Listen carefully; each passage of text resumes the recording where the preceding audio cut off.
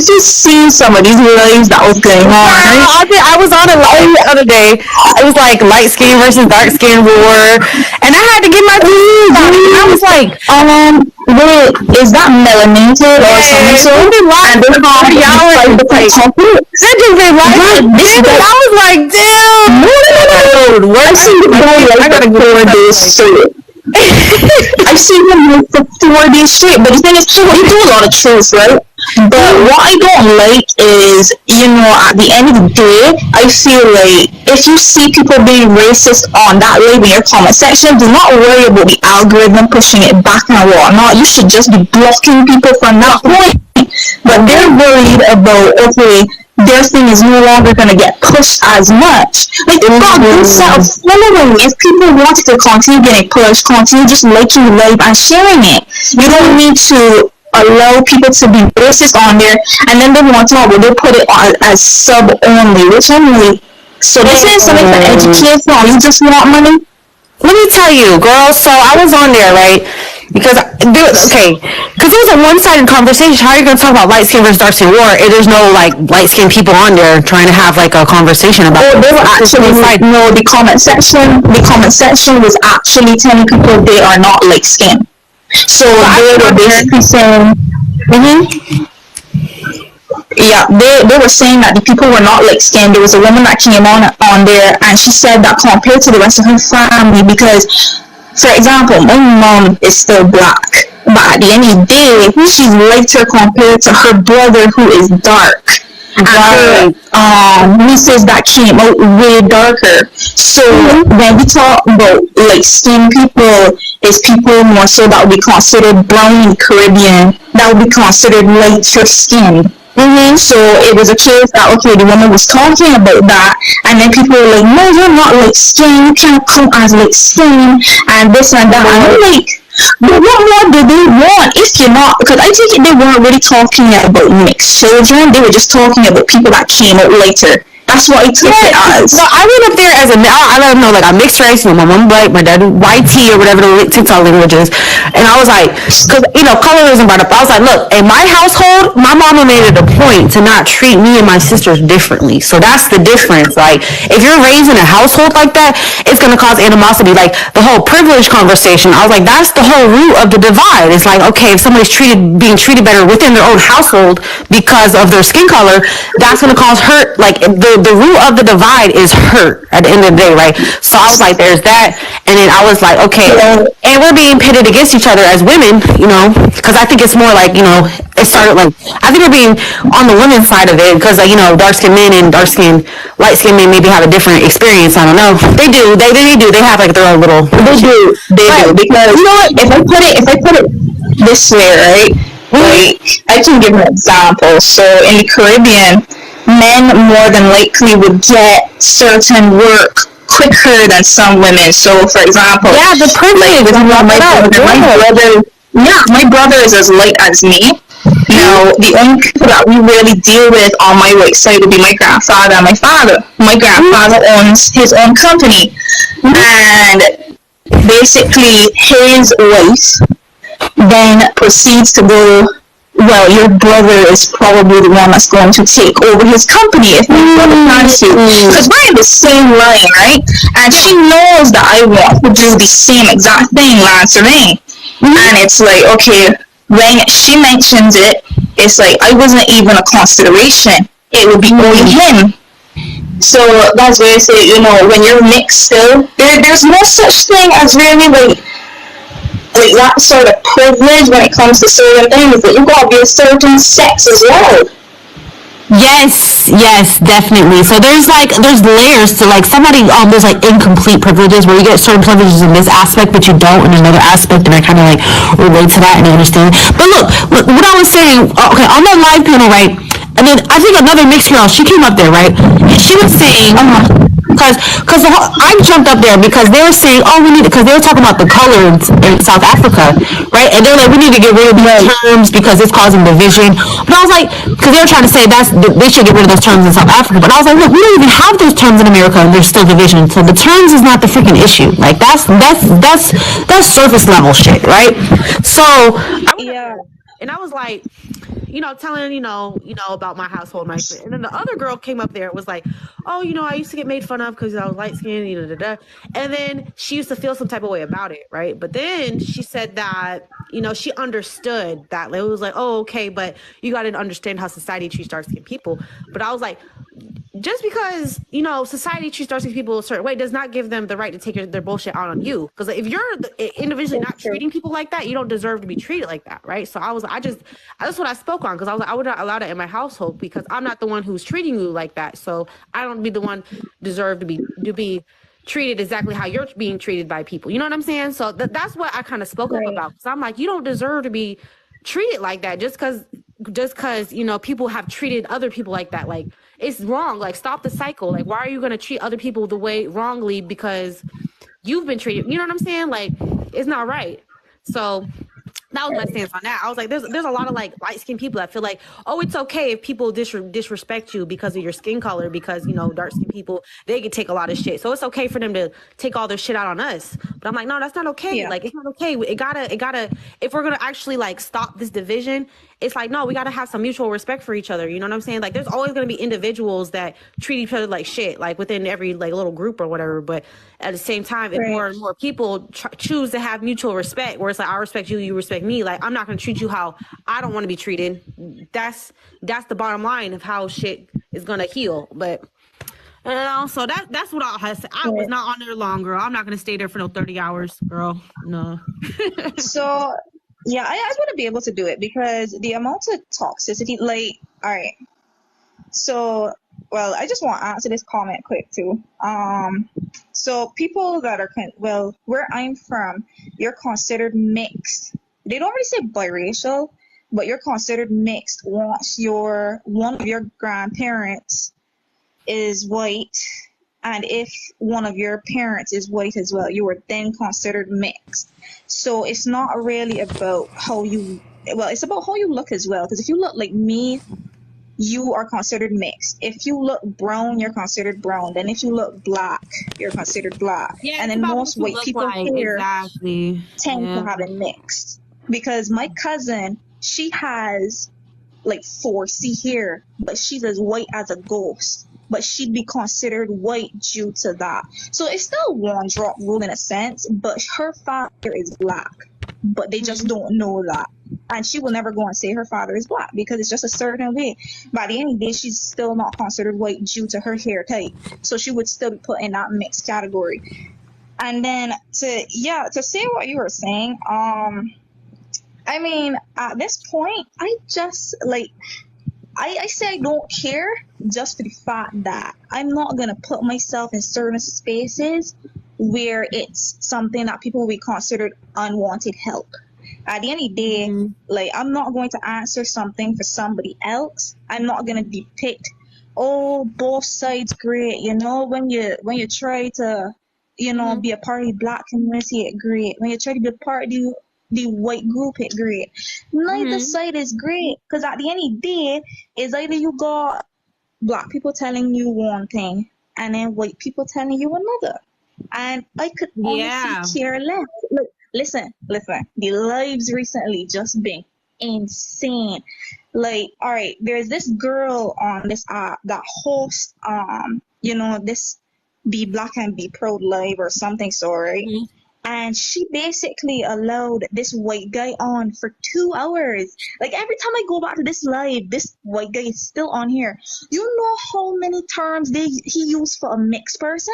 He called mixed people mutts. He said that anybody outside of white American are mutts. He said that he said that Latinos and that Italians are mutts, so they don't even count as a white American to him. And then that's old school racism. He said even the Italians, right? Like, that's old. Yeah, he said Italians are mutts. He called crazy. All of them.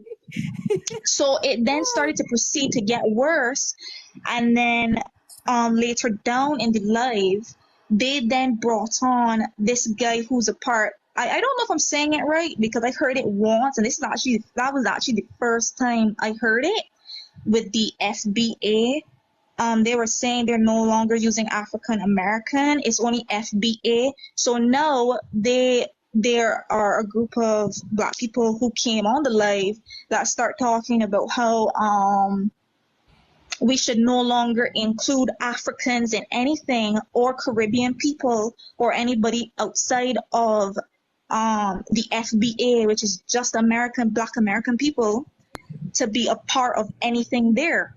They were basically saying that no, they're not African.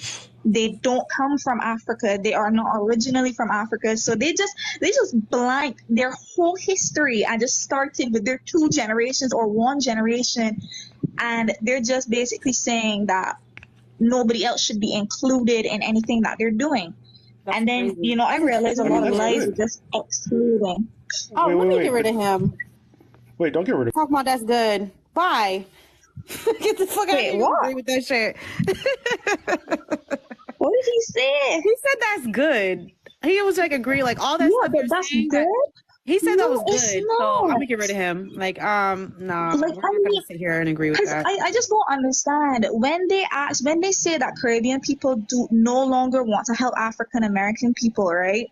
And then it's like, okay, but why should we help when we're already excluded and put as less? Because there were quite a few people that actually complained about American people when they come to the Caribbean islands. They act better, as in they act like they basically got power because they do, and then it's like it's just thrown back in the face. So why should we help?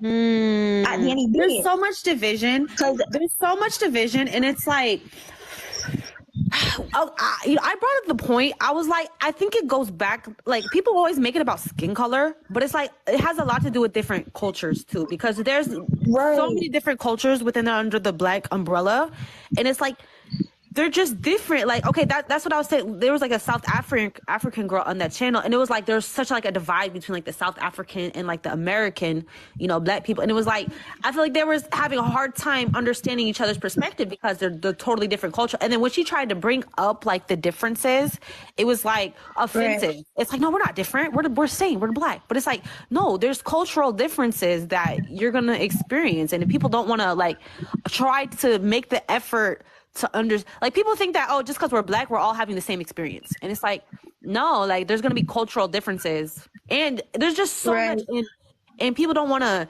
I think that's like a white tea American mindset. It's like, differences are bad. We all are the same, colorblind. Like, that's like kind of like you know what I'm saying? And it's like, right. Because I can't say it's just an American mindset though. I believe it's just a whole European and American mindset. Because at the end of the day, like, even white Caribbean people are not considered proper white people. So when a lot of European people look at Caribbean white people, they consider them to be mutts or worse than mutts. They don't consider them to be pure in any way.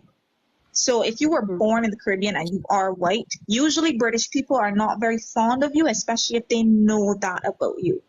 So you would have to be mainly like taken to Britain and raised in Britain. Right. It's a cultural and heritage thing. It's more of a cultural thing. That's what I keep trying to say. Like, people, there was a bunch of white people at war with each other over culture, trying to dominate another culture. They were all the same skin color. So it's like, but even it's crazy because like the whole like light skin versus dark skin war that that melanated is talking about. It's like we're all raised in the same culture, but we're having, I guess, our skin color, like even if we're raised in the same culture, there's always going to be shit that people are going to find something to divide about, no matter what. If you're a man, woman, light skin, dark, there's always going to be shit that people are going to choose to divide about. So I think unity, because people are trying to unify over superficial shit to me. Because if like, that's never, like, I was like, everybody's not going to just unify just because we're all Black.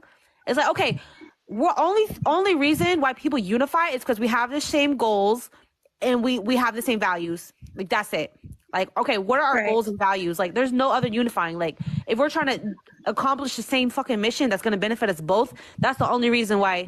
Like, people don't unify like based on like superficial stuff that, it's easy to divide a wedge between. But if you have the same goals and same vision, then it's harder to divide a wedge between, so Right. I think that's... Because I mean, even the Caribbean isn't unified, and I realize like within the past like year, we've had some of the most stupid fights over some of the most ignorant things. And recently, one of the most ignorant things is over I think it's Guyana, if they're a part of the Caribbean, and it's just a case like nobody wants to argue with them. And they just start sucking people in that did not say a thing. So, for example, like Trinidad was Trinidadians were one of the first set of people talking about, oh, Guyana ain't a part of the Caribbean.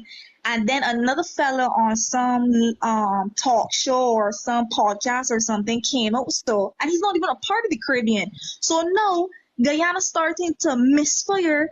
I started hitting Barbados and places that ain't even mention nothing about it. So it was like, all right, so now Guyana wants to say Barbados ain't part of the Caribbean neither. Realize we still get met with plate though, because they got a plate for the Caribbean.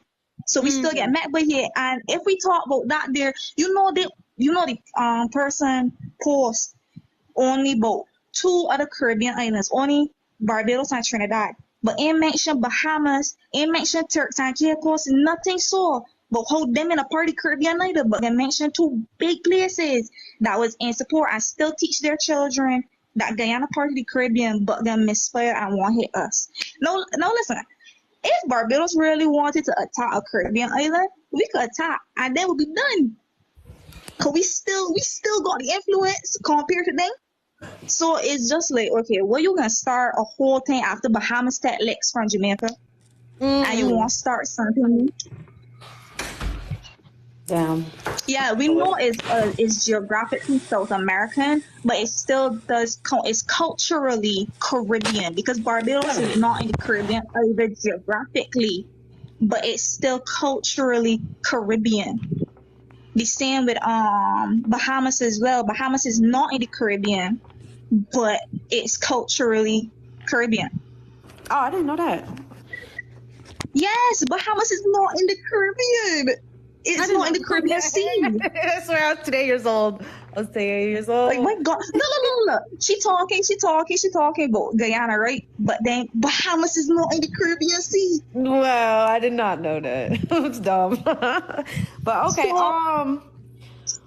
I just want to address Jazzy real quick. I come on here to talk about stuff that I can't talk about in real life, basically. That's what the internet for. You know what I'm saying? Just talk about things that, you ain't got shit to talk about with nobody. But go ahead, Upsteady. I want to hear your opinion about, why it's good. It's a cold world. Go ahead. Yeah. So, look, I said it's good, but the reason I say that it's good is, you ever heard that saying, if you love someone, you got to let it go? Like, I think that if it's something that doesn't get addressed, Black people are, in essence, segregating themselves. And I think that that's not going to go well for them. And I think that it's kind of one of those things like, oh, fuck my house. I want to get out of my house. I want to get out of my house. Next thing you know, you're like 24, 25 paying bills. And it's like, I just want to go back home, bro. I think it's one of those things. I never really okay, so a little bit about me. I'm white Cuban. I'm white enough that the average person couldn't tell, but if you can see it in me. I've never really identified with my skin color. It's always been more of a cultural thing. Like, my boss is a Dominican guy, and I have more in common with my Dominican boss than I do the white guy who looks like me. I think it's kind of like an advantage that Latinos, and I know that there's colorism in the Latino community. I've always been the gringo of the family, and then we've got my cousin, actually, like my direct cousin, like my first cousin. She's not dark, but she gets really, really tan, really bad, not bad, but she gets really tan. So we always call her La Morenita. And so we've never, at least in my family, we've never had that colorism problem. Yeah, same. I never had that in my family or household. Yeah, and we get Mulatta or Morena, and it's like a term of endearment.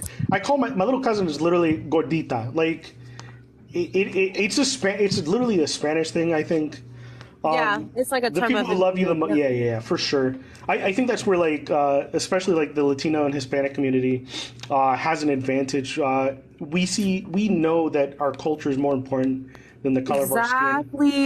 Yes, I agree because I've had these conversations before. I learned a lot from Latino because you know the difference is they never had anti-miscegenation laws like America has. So they were all mixed up. Like there was more race mixing in Latin America. So it's like, what's the Yep. point of identifying with the race because we're all Yeah. mixed? You know. So it's Yeah. like I've got it's more in crazy. or I've got more in common with like a black Cuban than I do like a white Guatemalan or some shit. So we're also very nationalistic, although Yes. it's very superficial at this point. But you know, we're still out here repping our flags and shit. That's why it's like a struggle because it's like, oh man. That somebody said that in the chat though. They were like they tell their biracial kids that they're just American, right? So it's like I don't know. I wish we could get to that point where it's like I want to get to that point where it's like okay, I'm just American and that's how I, you know. But it's like it's hard. There's so much like anti-American, especially on TikTok too, where it's like oh you know America they stole from the natives and you know slavery and all these Oh horrible my things that god, makes bro! it Like, feel that like it's hard to, if you're because okay you think of like the pro-American patriot, you think of like the red wing conservative, like the super you know like stuff like that's what you think of, so it's like I can't really identify. I don't feel like I identify with that, so that's the thing. Like I don't know. so one of the things is, and this is personal belief or whatever.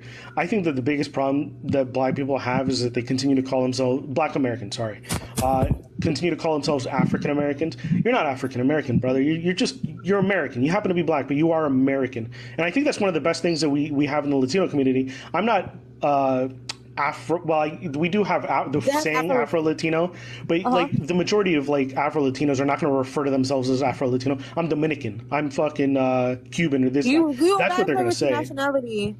Yeah. Exactly. Yeah. So we have like a community. So when I tried to have these conversations before, that's not the biggest problem they have. Okay, I mean, they got a lot. Yeah. Obviously, so when I but like, had these conversations before about like how specifically like biracial mixed race people should identify, specifically black and white biracial people, right? That's who I'm really kind of talking for. So when I try to have these conversations before, it's like no, you need to identify race is phenotype. So if you look black, you're black. If you look white, you're white. So they'd be like, well, you look white, so you're white. Like that was kind of how the conversation went, right? But it's like basically you gotta identify with how you look. But it's like if you're in the middle, then I don't know. Yeah, like, you know how many terms I've tried to play around with, like Euro-Afric or mulatto or biracial, or there's so many terms, but it's like none of those are like accepted or used because it's they want to label and classify everything when you're just American, bro. Like, chill, you're just American. I'm like, that's the thing. So both my parents are Cuban. I'm like pure-blooded Cuban, but I was born in America. And so whenever somebody asks, what are you? I'm American. My parents are Cuban, but I am American. Like, that's what my parents came over here for, on the Cuban boat lift. That's what we came over here for. Exactly. Yeah, basically, right? And it's hard. That's so hard to like, because we're so indoctrinated with race being so important, with the, but I started, because I'm just doing like thought experiments. I'm like, what if I just stop saying, like, I prefer not to say, all those little forms they say you prefer not to say. So I was like, what if I just start doing that? Like, it don't matter. Like, why do I gotta put so much emphasis on that? You know what I'm saying? So, and I know that most people like kind of. In America, isn't it already on your birth certificate though, and your ID? No, it's not under my race. Because a lot of people told me that on their birth certificate, like when they asked the question, what race are you, they asked you what's on your birth certificate and your ID.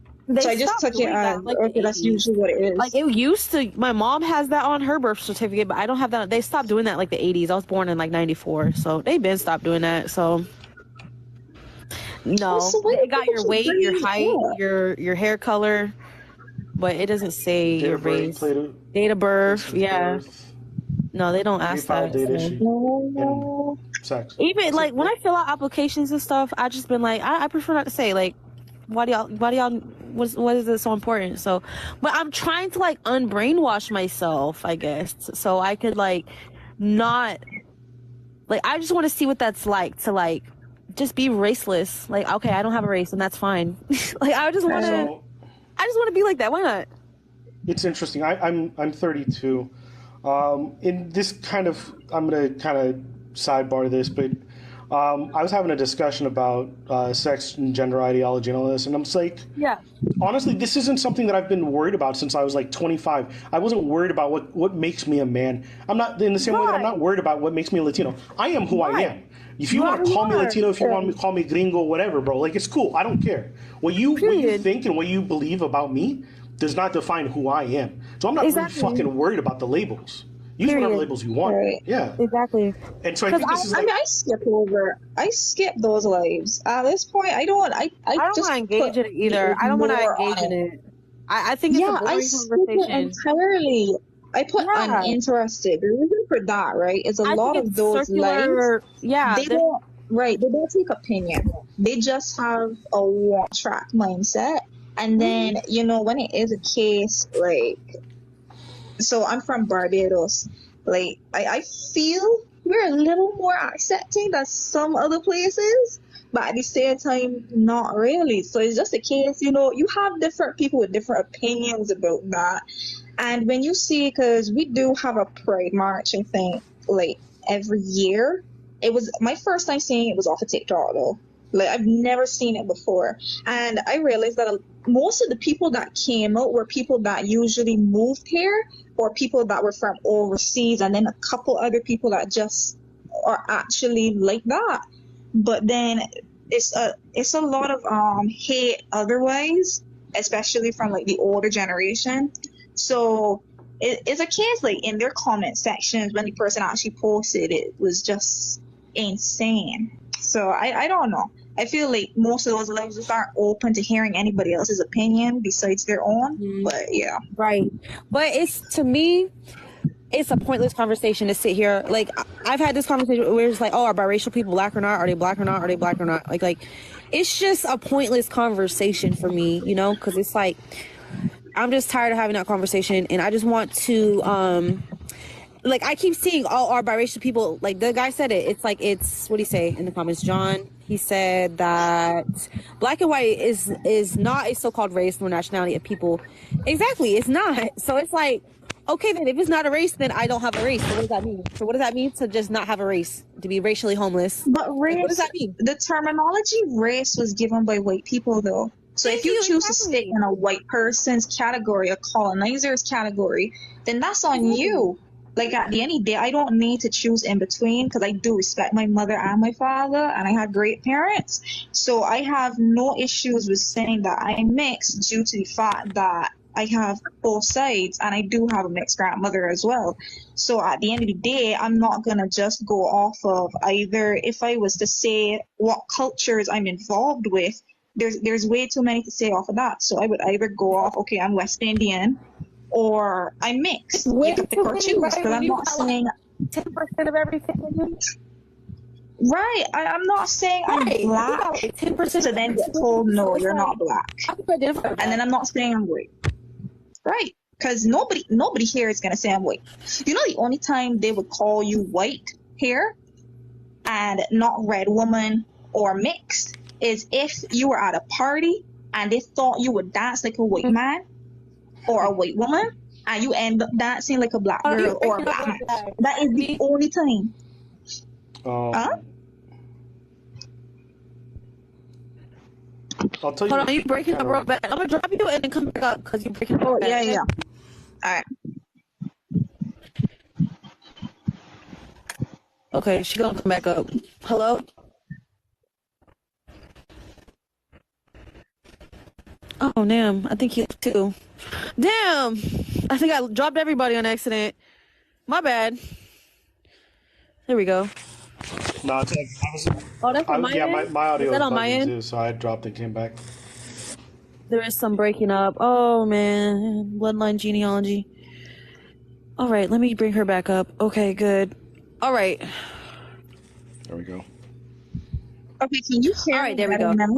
Yep. I can hear you better, yeah. I can hear okay, wait, okay, where did you hear me to? Up to? I don't know, you started glitching about, I don't know. What was I talking? No, you were talking about there's a storm right now, so yeah. There's a storm going on over there? Yeah. Okay. You were So talking about how it may nobody's just cut calling in you and out, white but unless you depending dance on- like a white woman. Or you, oh, right. yeah. Nobody's going to call me black or white. So I'm not going to refer to myself as just black or just white because I do respect my parents as well. I have a black mother and a white father. I'm not going to say one or the other. That is European side and American terminology, and I really don't care for it. Like, if you can disrespect your parents in such a way and just call yourself one when you had two good parents, then that's on you. I can understand if, the white parent was terrible, but like, yeah, no. But the only way somebody is going to call me a white woman, sorry, no. Yeah, the only way somebody's going to call me a white person is, for example, if I dance like a white woman or a white man. But then the only way somebody's going to call me a black person is if I dance like a black person or a black man, like black woman or black man. So, but it happened to my brother though. He went to a fete and they just started going crazy because they thought he was gonna. I worded it wrong, but I worded it better earlier. Anyways, they thought he was gonna dance like a white man, and the only time they actually started calling him red man was when he started dancing like a black man. So it's like, okay, they thought he was gonna be a stick figure the whole time. So it was just weird because I never thought he'd be called a white guy because he does look mixed. I think that, we But use like racial categories in order to try to get a snapshot of what this person is, right? So it's like, I think because we're like, oh, this is how white people are, this is how black people are, so it makes you feel like, oh, I already know how this person kind of is, right? But I think if you get outside of that way of thinking, it makes you like, it expands your mind more. Because it's like you already expect this person to act a certain way because this is their phenotype, this is what they look like. And it's like, I don't know, it just expands your mind more. Because I was at work one day, right? I was at work, right? And this guy, like, I was judging him hard. I was like, dang, he looked like some KKK. He looked like I was judging him mad hard. I was like, yo, let me get away from this guy. But I had to work with him. And he was the nicest motherfucker you could ever meet. Like, we were vibing. Like, he was really nice. Like, he was actually like a filmmaker or some shit. Like, I thought he was like, he was so respectful and cool with me. Like, I don't know, when you like really like judge people like real hard like that, it's like, oh, I'm wrong as fuck. Like, I'm wrong. I don't know. I just feel like getting outside of that racial programming of like, oh, this is how this race is, this is how this race is, and you just get to know people individually and you vibe with people. I don't know. I feel like that's liberating to me. It's like, oh, okay, like you don't choose friends and based on what they look like or what their race is. It's like I get to choose people. Like, I feel like it's a benefit. Like, feeling like I don't have to just stick to my own kind or my own race because that's what we're supposed to do because we're in competition with these other races or whatever. It's like I feel like I could just vibe with whoever I vibe with, and it just feels good to me. I don't know. I feel like it's a benefit. I feel like it's a privilege. It's a nice perk of being racially homeless, I guess. It's nice to me. Okay? yeah, I just find it weird when people, think you should have certain friends that are certain race because I don't think it makes any sense. People are people. People hate on people. People jealous. People ready to cuss you out and fight. People ready to steal you, man. People ready for all that there. So at the end of the day, like I feel, if people actually came to certain places that have mainly a black population, they would be talking a different story. Because at the end of the day, you're not going to get as much of that racism as you. I don't want to say racism in general. You probably would get more something systemic, but then you have to also realize that some of the big people in some of these countries are also black. So it's not a case that you can just blame the white man. Because if it was a case, I mean, places like who was it now that had all the oil and thing, and they got like 1%. It's somewhere from the Caribbean. They found the oil, whatnot, and I think they're only getting like 1% of the profit or something. And I think America is getting 98% or 99%. So it's just a case, like, if that was the case, the whole of America should be blamed for that, because, it was a case that they're realizing, okay, they're losing places like China, they're losing other places and whatnot, so they're just looking for other things to grab at, and realize if our own countries, right, can't take care of our own people, then why on earth is a bigger country trying to, get any sort of profit from in it? But it's a corrupt government and everything, but it's to realize that most of these corrupt governments are black run governments, just backed by very racist white people. Yeah, that's why, okay, when people are like, well, just identify with your nationality. It's like, when it comes to America, when I think of America, I think of capitalism. That's what America's based on, capitalism. And when I think of capitalism, I think of profit and exploitation of people. And that's like the American way. You put GMO in the food. You fuck over people so you can make money. And I can't identify with that. Like, that's just not how I am. That's not my personal values. Like, I would never fuck over people for money. So that's why it's hard. That's a part of the reason why it's hard to identify as like only American, because so many of the American values I do not like personally have. You know what I'm saying? Right. So, Wait, but Miss Magic, why would you identify America with the worst results of its ideals? I agree. It's like saying I'm Cuban and therefore I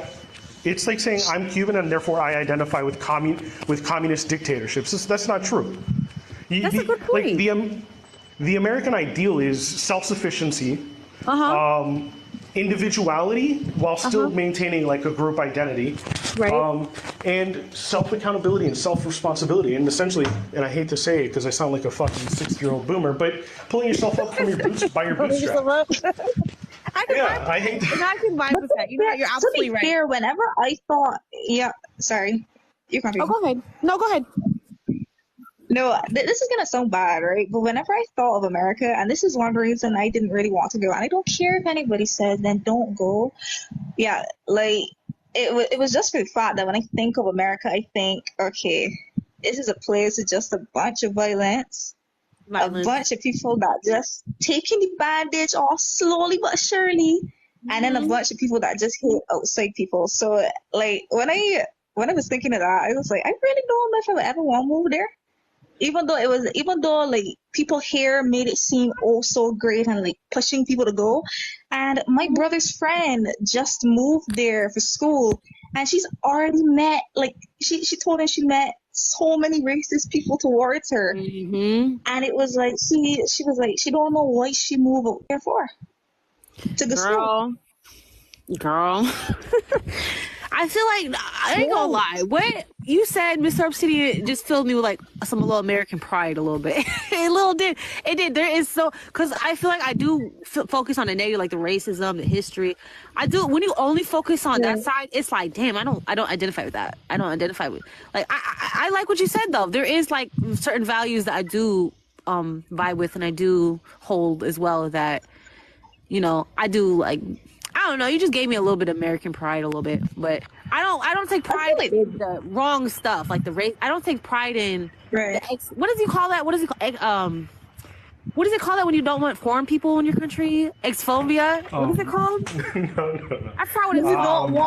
Xenophobia. Xenophobia. I don't like that. So many people are like that in this country. I don't like that. Like, I don't. I mean, Canada has its fair share as well, too. Canada definitely has its fair share. The thing about xenophobia is that essentially, if you break it down, it's just a fear of otherness. And at the end of the day, that is like a universal constant for humans. We fear what we don't know, and we fear what we're not used to.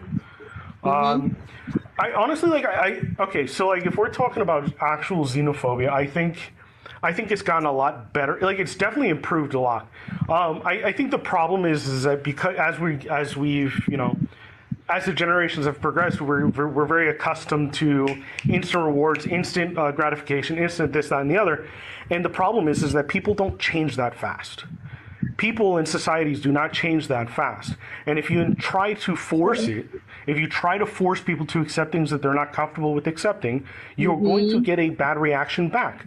So if you want to do it properly, then you can't force people to. I can't force you to accept a fucking I don't know, a fucking Asian person. I can't force you to do that. Can't force. But at the end of the day, at the end of the day, you and I are both going to die. So even if I'm an extreme racist, I'm going to die. And the generations are going to continue to move forward.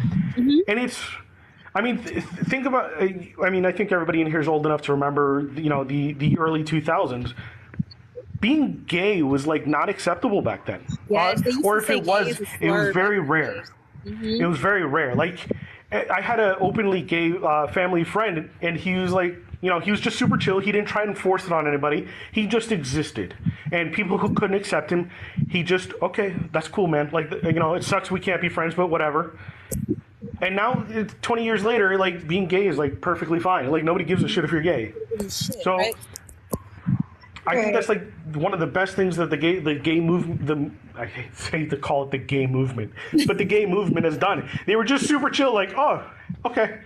Well, we're going to go do other shit, I guess. Love that. Cool. Exactly, because I've come to that point as like a biracial person. I'm like, look, I don't care if somebody accepts. I'm not begging nobody for acceptance. If you accept me, you don't. If you don't, like, just like, you know, there's people who don't want to be in an interracial relationship. And I'm like, that's totally fine. Like, if you don't want to create mixed race kids, that's cool. Like, why would you want to, like, I just don't believe in forcing your own shit on people. You know what I'm saying? It's like, if you're open to it, if it's like, if you are, like, even as like a black person, I'm like, if there's racist white people that don't accept me, I don't give a damn. I'm like, cool, you know, I'll stay the hell away from you. Okay, like, let me just have my own. You leave me alone, I'll leave you alone. Cool, you know. So I agree with you. I don't believe in like forced acceptance, you know, like, you don't have to force. But you know, the whole, when it comes to America, because you're making some great points, like, you're speaking some good shit. So the whole melting pot, and you wanted him to not come up.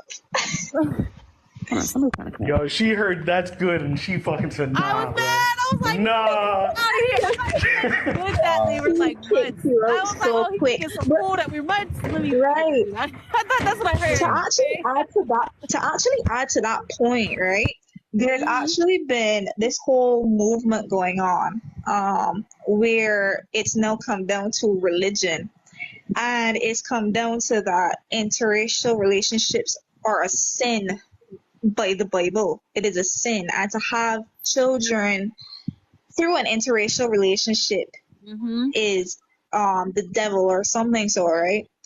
And when I saw it, I was like, they basically harassed this couple and were telling them that, look, your children are devil born and all that there. And I'm like, what the hell is going on?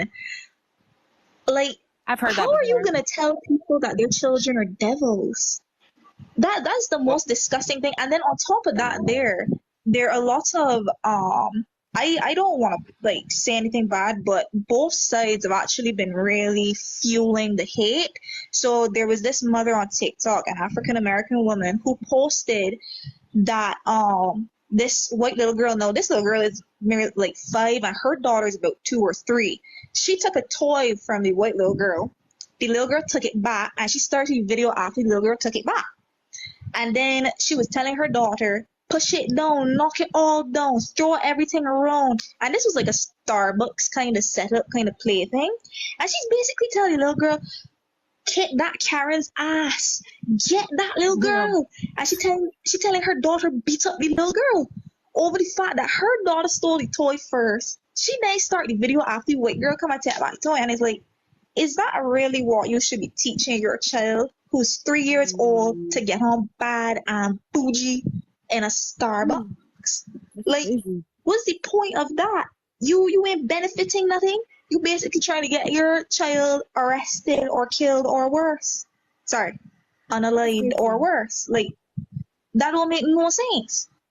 Oh God, well, I want to add, like, every person What up, Fly by Life? thought process, religious person. What up? Like, there's like crazy religious, zealot, xenophobic nut jobs.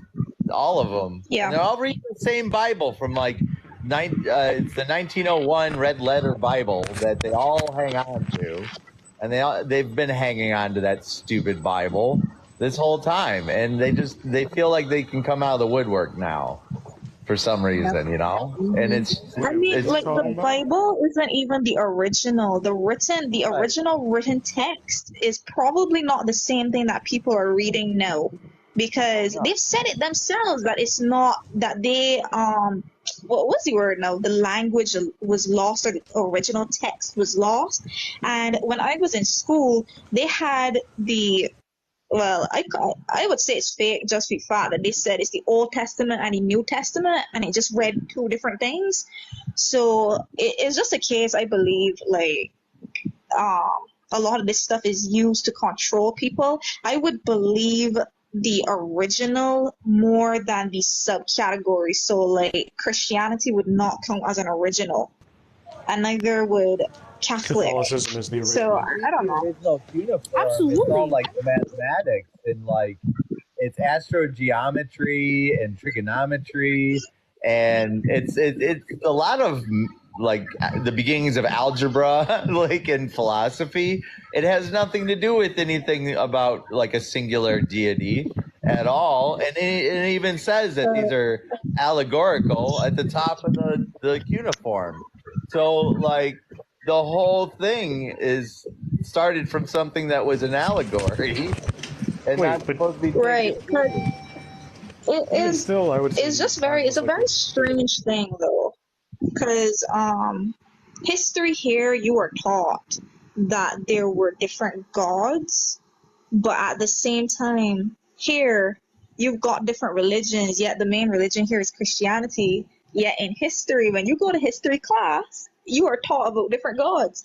So I just think it's really like it's very weird, because in the original things that you'll be shown, Christianity and all that there would not have really dealt with the multiple of gods, like how you had the sun god and all that there. So I don't know. It's too much. Too much. No, what I got to say about that, One can be monotheistic and still have a calendar, because the word Saturday actually derives from the god Saturn, who is the god of agriculture. So and you know, Sunday is based off Sun, which is the sun god, and Monday Muna is the Monday, the restart of your week is the moon god.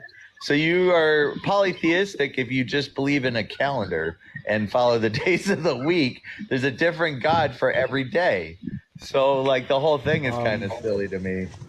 Yeah, I wouldn't say that. I wouldn't say that you're polytheistic. Yeah, you I wouldn't say kind of that have to makes be you a little bit. polytheistic. No, you don't. I think that's a false equivalency. Well, Judaism was polytheistic before it was monotheistic, though, and that's where that calendar comes from. what I got to say about that, because man, yeah, that really messed with me. But I feel like there's certain parallels between like the mixed race people and gay people, because they're both of our existence is demonized within the Bible, because within the Bible it said they use this one verse against mixed people. They're like, oh, I don't know it quote for quote, but basically saying that this tribe needs to stick with this tribe. Like other tribes shouldn't be mixing, even though there's so many examples of mixed people in the Bible. Like, yeah, but they use this one verse of saying you gotta stay with your own tribe, basically, right? And historically, they thought that, you know, white T people and black people were different species. So that's why Mulatto, the mule, they thought that we were sterile, we couldn't reproduce, right? Even though that's obviously wrong, but that's what they thought. That's why they didn't want us to exist, because they thought we'd be sterile and we couldn't create kids. So, because we're from two different, even though we're not, we're obviously the same species. But I've always thought I made that up, though.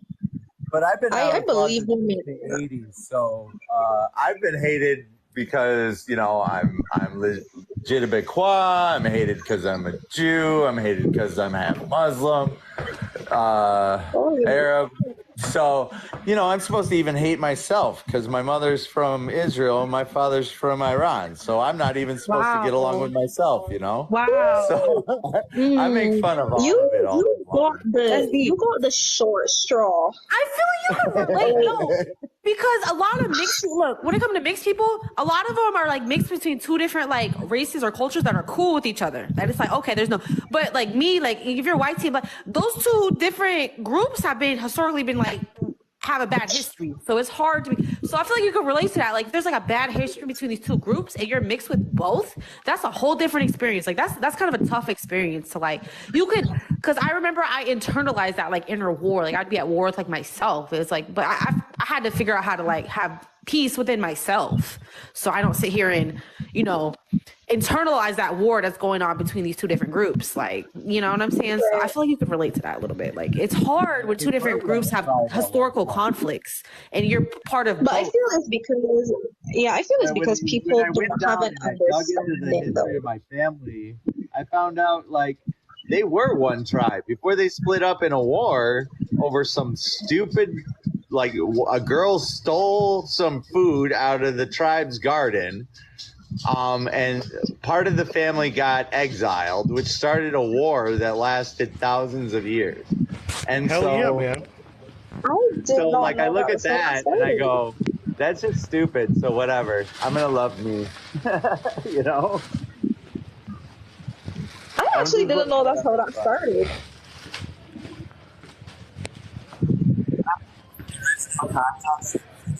For the story of Adam and Eve is a man told a woman to steal food from the tribe's garden, and the family got exiled, which is the beginning of the war, not the beginning of man, but the beginning of war.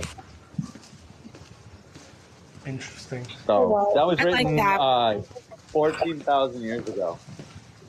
But you know, like what you said about they were one tribe before like the war separated. There's a spiritual belief like oneness, right? That we're all one, like we're all like connected spiritually. That's a spiritual belief that I really love that I took on that like really helped me. Like instead of seeing everybody so separate and divided and everybody hates each other and we just all are just meant to just hate each other forever.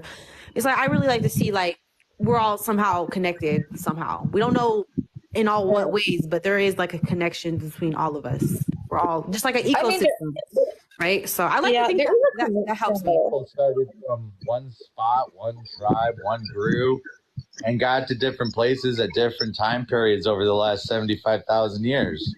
So, I mean, technically, we are just one tribe that didn't like got lost because we forgot we were one tribe. I love that. That's beautiful to me. I feel like that is so beautiful. And I love that you said that. Thank you.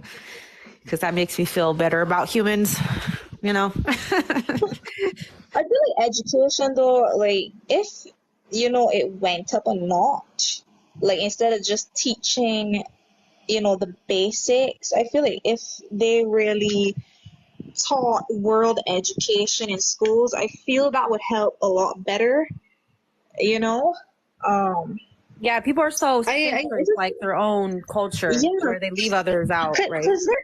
Because here's the thing, right? It's a case that, you know, the same thing that I talked about geography, right?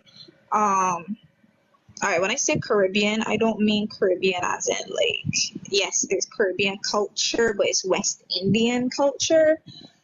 But Caribbean is the place and West Indian is the culture.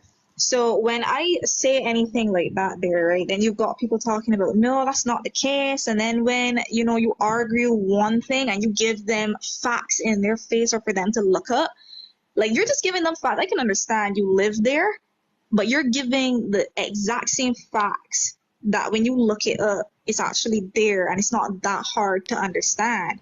So I find people need to actually, history and geography needs to be included in primary school and further up, because at the end of the day you got people fighting the most ignorant things, and then it's like you've got the internet now, it's not that hard to research, so it's not for anybody to be, you know, dissing somebody, and that's how a lot of fights end up starting between different countries. It's usually over something like, you know, if you talk about let's say British people were once a part of American people, then you got somebody fighting over that. So then it's like, okay, then you just got to educate yourself.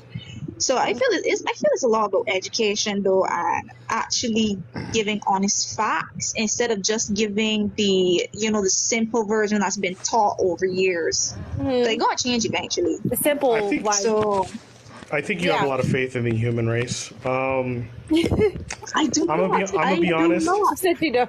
I do. Wait. I think you do, I man. have Listen, faith, hold on. yeah. Okay. Like me, like what you were saying about the Listen. othering, like that's the main issue. Like Well, it's like I can only identify with people who look like me and share the same culture as me, right? That's how most people are. But me, I made it a point in a practice to try to see myself in everybody. And that's like a kind of a spiritual practice There's I no do. way Like, I could do that. Because I work in yeah. 80 different countries. So, like, how would I even live that life? That would be the weirdest thing ever.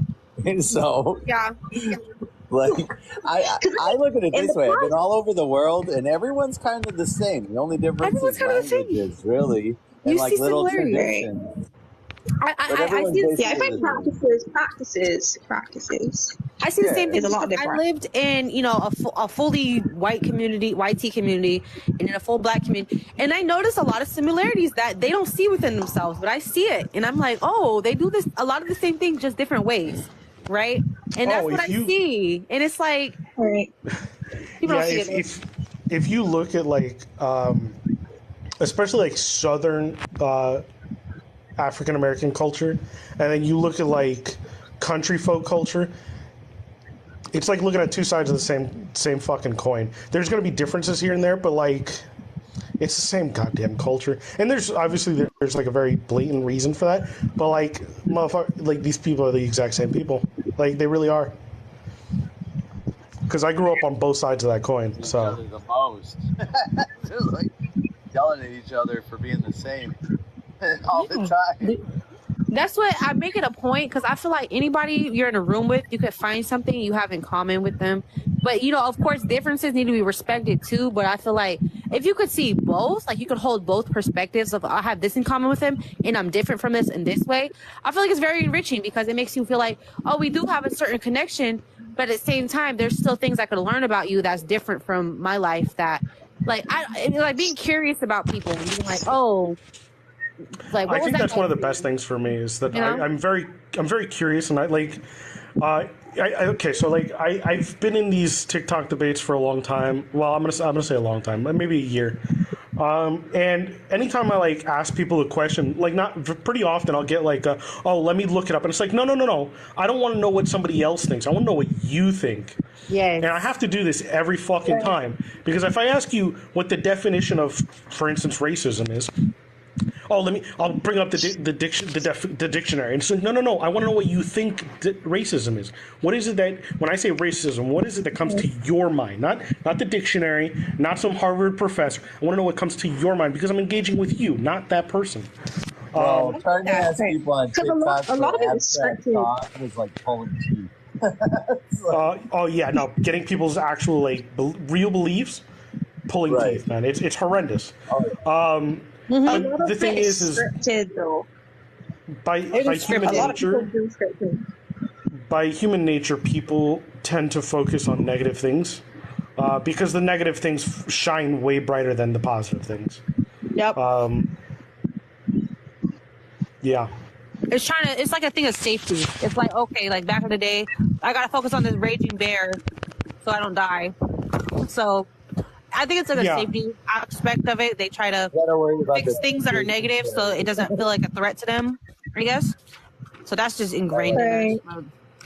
But I just don't see why people. I don't see why people have an issue of learning something new though, because a lot of these lives tend to have people who just have things scripted. So they'll have like a laptop next to them and just looking up everything one time. And then you've got certain lives where people are actually writing down stuff and actually taking in the information, which tends to usually be the proper lives that people actually want to become educated.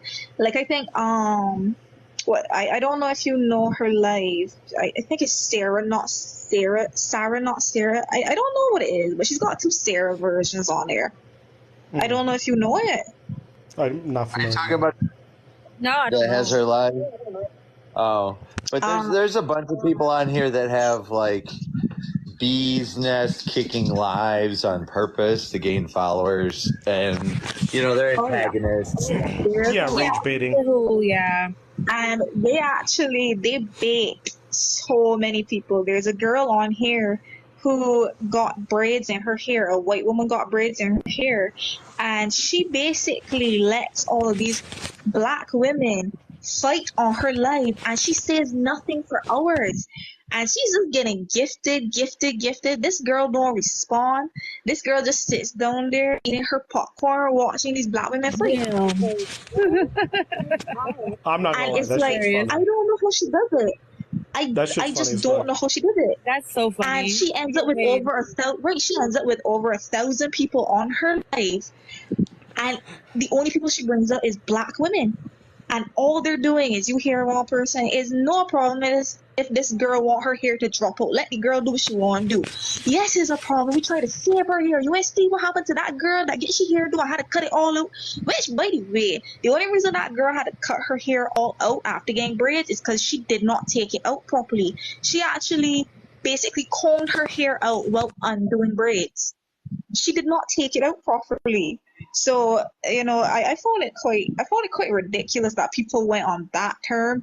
And I've done braids in my hair. I'm pretty sure that if my hair ended up getting to her extent, I wouldn't wear a wig. I don't mind having a bald head. My hair grows back. Oh yeah, that's a classic formula that people have been. The media have been doing that. Find a pain point and get people emotionally reactive and make money. So you could get attention is money nowadays. Whatever gets attention, you have to gonna get you money. Yeah, you have to find somebody who actually knows how to do your hair tight to actually do things properly. Because there's a girl on here, I usually go in her live, Black Lives Matter. She discusses everything, which some of her combos I get very confused by, because she's had sickle cell and sickle cell and how black women are treated in the medical industry. So I was like 2 and 2, but yeah. But with her, she said that she does, most like 3C, 3A hair and all that there. And she said it just depends on how you do it and who you have do it. Like if they've never done your hair before, like your hair type before, don't let them touch your hair. You can let them learn, but don't let them do a full thing on your head and expect things to turn out great. Because you get end up with extremely tangled hair. So I don't let just anybody do my hair. The only person I've ever let me do my hair is my boyfriend, mother, and my cousin. And all 2 of them have done hair before. So it's just like, when you realize that people are then pushing this narrative that, okay, light skinned people can't get this type of hair because of, their hair going to drop out, their hair going to get extremely knotted, and then they can go cut it out. When that girl's hair, the only reason she had to cut it was just the fact she combed it out and never undid it properly, and then she washed it. The girl ain't even comb it out. The girl just washed the hair. To me, it's such a non-issue. My family's hair naturally locks, so like the girls can braid it no problem, and like you can treat it whatever. But that's the genetic thing. Your hair is either made for it or not. Yeah, I just It's such a non-issue. I love listening to women catch up to men. Like men are just more loyal to their barbers. Like I will move with my barber. My barber moves to fucking California. We're going to California, brother. Let's go. That's so true. No. That's facts. Wait. But I feel like I'm learning to do hair and I regret it. No, for me, I feel like it's a non-issue, but I understand why people are upset. Like, I get the perspective and like why people are upset about it. Like, I understand that, Right. I get it. But to me personally, I'm not gonna let it bother me how anybody else chooses to do their hair. There's more things I got to worry about bills. I got to worry about groceries. I got to worry about. That's what I'm saying. I keep seeing all these like issues, and I'm like, I'm just trying to pay my bills, man. I'm trying to save up for a vacation. I'm trying to go to New Zealand next year. Like, what are we doing here? I know, like real life shit you got to worry about. Like, that's why I took long breaks off of TikTok, so you could really like put in perspective what really deserves your attention, because the wrong things try to grab your attention and they try to make it a bigger issue than really what it is. That's why you gotta take a break from this shit, man. You gotta really put into perspective what is really important. Like me having grocery in my freaking fridge, making sure I get to work, making sure my kids are good. Like if that's good, then everything else I ain't really tripping about it. It's like you can wear your hair how you want. You could be a trans. I don't really care. You can do whatever. As long as you're not hurting nobody, I ain't really pressed. So I get where y'all coming from, but I kind of get where African Americans are coming from, and like any black woman in Europe, just for the fact that look, if you're actually not able to get a job due to your hair, or if they or the schools especially like with the whole cutout hair and all that there, right? I get that, but we're like, okay, so since I'm from Barbados. It's just a case like they pass like laws, the white though, people here tend to have.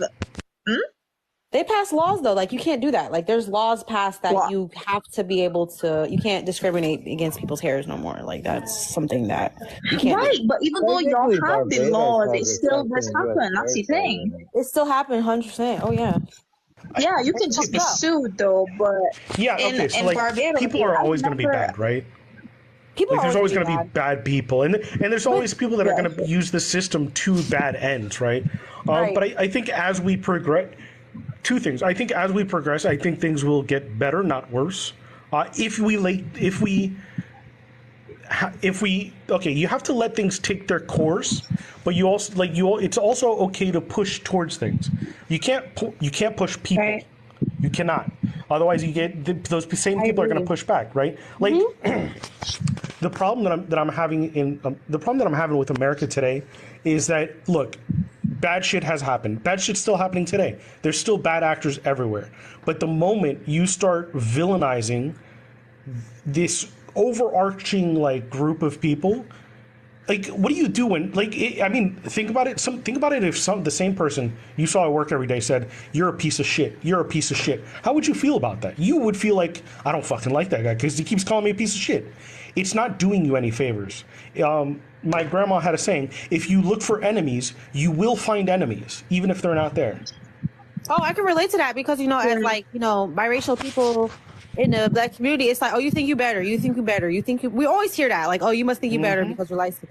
And it's like, damn, that's not the fucking like. Of course, there's gonna be some people within every group that fits that narrative, whatever, right? But you cast that in the whole freaking everybody. It's like.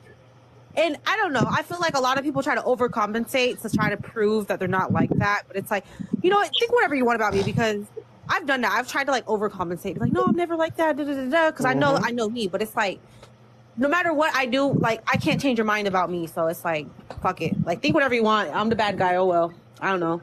And so that's why I got to the point. I was like, fuck it. Like, I guess I'll be a bad guy in your eyes, even no matter what I do. So. Like, the more hateful the person, the more broke they are. Because no one wants to hang out with you. No one wants to help you. Yeah, right. So you live on your little hateful island with other hateful people, and you don't get any resources. Oh, that's the other thing. My bad. I wanted to say this earlier. What's kind of going on in popular media is particularly focused around African American issues today. And actually... every like social movement, the Rainbow Brigade, it really reminds me of the Salem witch trials. Everybody's pointing fingers at everybody, and it's like, that's a witch. Let's get rid of them. And then it just keeps going and going. And like every time they get rid of a witch, now they got to find a new witch. And so they keep doing this. They're just going to... term for that. You know what the term is? Okay, I heard it because I heard Japanese people... It's like a Japanese term. It's called like addicted to justice. Where you're just addicted to like justice. Like you're addicted to feeling like, oh, there's like a term for that in Japanese, but I don't know the American term. But it's a phenomenon. You mean the people that find themselves to have those like hero complex kind of things? Yeah. Like, they want to be the hero. Right. Oh yeah, there was a woman that I think got arrested recently that had a hero complex. Right. She didn't even get arrested. She was in a church group originally. She went to Africa. She was basically playing doctor, and she unalived over 100 children because they didn't know that she was not a doctor, a professional. Oh my God. So she unalived over 100 people. She got, I think it was in Nigeria. She was then convicted in Nigeria. And I think she's now living out her days in someplace like Norway or something, but she was never arrested. So she just got a fine but was never arrested. And this woman made a lot of money and got a lot of like what was the thing? What was the word? She scammed a lot of people. That's basically it. So I think they were saying she has a hero complex. That's the scariest thing about human nature to me, is that everyone is the good guy in their own eyes. Like, to me, like two sides of the war, they're both right. They're both righteous. They're both good. They're both doing the right thing. Like, Right. nobody's the bad guy in their own eyes. Like, everybody's doing the right thing. Hitler thought he was doing the right thing, right? So it's like, it's so Not scary. Hitler just I feel like I'm an asshole on purpose sometimes, just to be an asshole. Just to at least you embrace it instead of feeling like you justify things and feel like, oh, I'm doing it for the right Just reasons. to piss No, off like I people. say things on my page just to piss people off because I think it's funny. Yeah. Like, I mean, and I'm a little trolling. I mean, I don't know. I definitely run a troll page for sure. Hey. Like, Dude, at this What's the point, internet without I little trolling? believe the So, troll pages are just better sometimes. The troll pages just do so much better sometimes. Like, at What's least if that? it's a case, you know, when you're being serious about certain things and people just won't take facts. Like, if I tell you, okay, I majored in geography and maths, right? I'm planning to do that for university as well.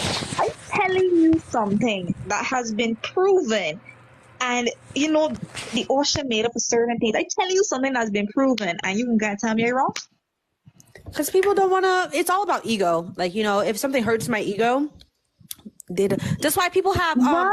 They want to view history. They rewrite history and what's best for their ego that makes them feel good. They want to view history and what makes and erase different things that don't make them feel good. So because of their ego. So overcoming our own ego, like our ego, like the ego is not bad. I mean, it's just how you identify. But it's like when you're so overly attached to it that you deny like facts and stuff. Oh, what's up, Dreadhead? Because like, Hold on, you trying to talk? Sorry, I'm at work right now. There's some stuff going on, but I wanted to kind of talk about the topic about the if biracial is not a race, then I'm fine with being racialist. So my whole thing is you got to realize race is kind of not really real in a sense. It's a construct, right? Yeah. So race Yeah. was kind of created as a way to further like suppress people and oppress people. So my whole thing is not so much on the race, but I do believe I'm new here, so I don't know if you guys spoke on it or not, but it is about so much the culture. Because if you are multicultural, I really feel like that is almost a problem for a child because you know, not like that. It's hard to be loyal to two cultures, you know, because certain cultures have different beliefs and different things. So it's like if your parents come from two different cultures and these two different cultures are kind of on the opposition of certain things, what does that do for that child, you know? So I'm not so much about like the race, because race don't really exist, because you could be from the same culture and look way multiple ways. You know, we're Belizean. My family's Belizean. So you go to Belize, you're going to get people dark is dark, light is light. So it's like, you know, but we're still the same culture. We might not look the same race, but we're the same culture. So I think it goes more like that, your culture. Exactly. I was saying that too. It's about culture. And when it comes to being like loyal to two different cultures. So, you know, I was raised, you know, different cultures. And to me, what I try to do, I try to take the best of both, because there's always negative aspects to everybody's culture that, you know, I personally just don't. So I try to take the best and leave the worst and kind of just call it that. Because do you feel like cultures inherently clash with each other? Like they can't like coexist? Like you feel like it always has to be one culture over the other? Or do you feel like you could like personally take positive aspects of the cultures and just kind of do your own thing and live your own way? Or what do you think about that? So me personally, I'm not speaking for nobody else. I definitely believe that no, you can't. I believe cultures. There are people who are part of two cultures and all that, but for my own life and what I want for my child and stuff, like for me, my mom's Belizean, but we still consider ourselves black, and my dad's Black American. I would not, my wife, she's as well African American, but I wouldn't be with nobody who wasn't African American, not so much due to racial reasons, but cultural things. Like it's certain things I don't explain why I put collard greens and cornbread together. It's certain things that, and I wouldn't want my kid to go through that. It's certain things when you mix cultures that you put your kids through that you don't realize, because this world, whether people want to admit it or not, this world is very, very, I'm not going to say racist, but culturally driven, where cultures are really close circuits. A lot of cultures do not approve of dating outside of that culture. If you date outside the culture, you're going to get cut off financially.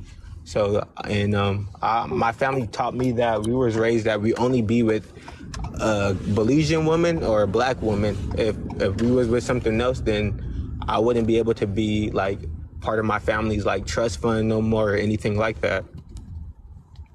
So, that's how most biracial people are. They kind of identify racially as what they identify culturally. If they're raised more in like YT culture, they kind of more identify more with like, that.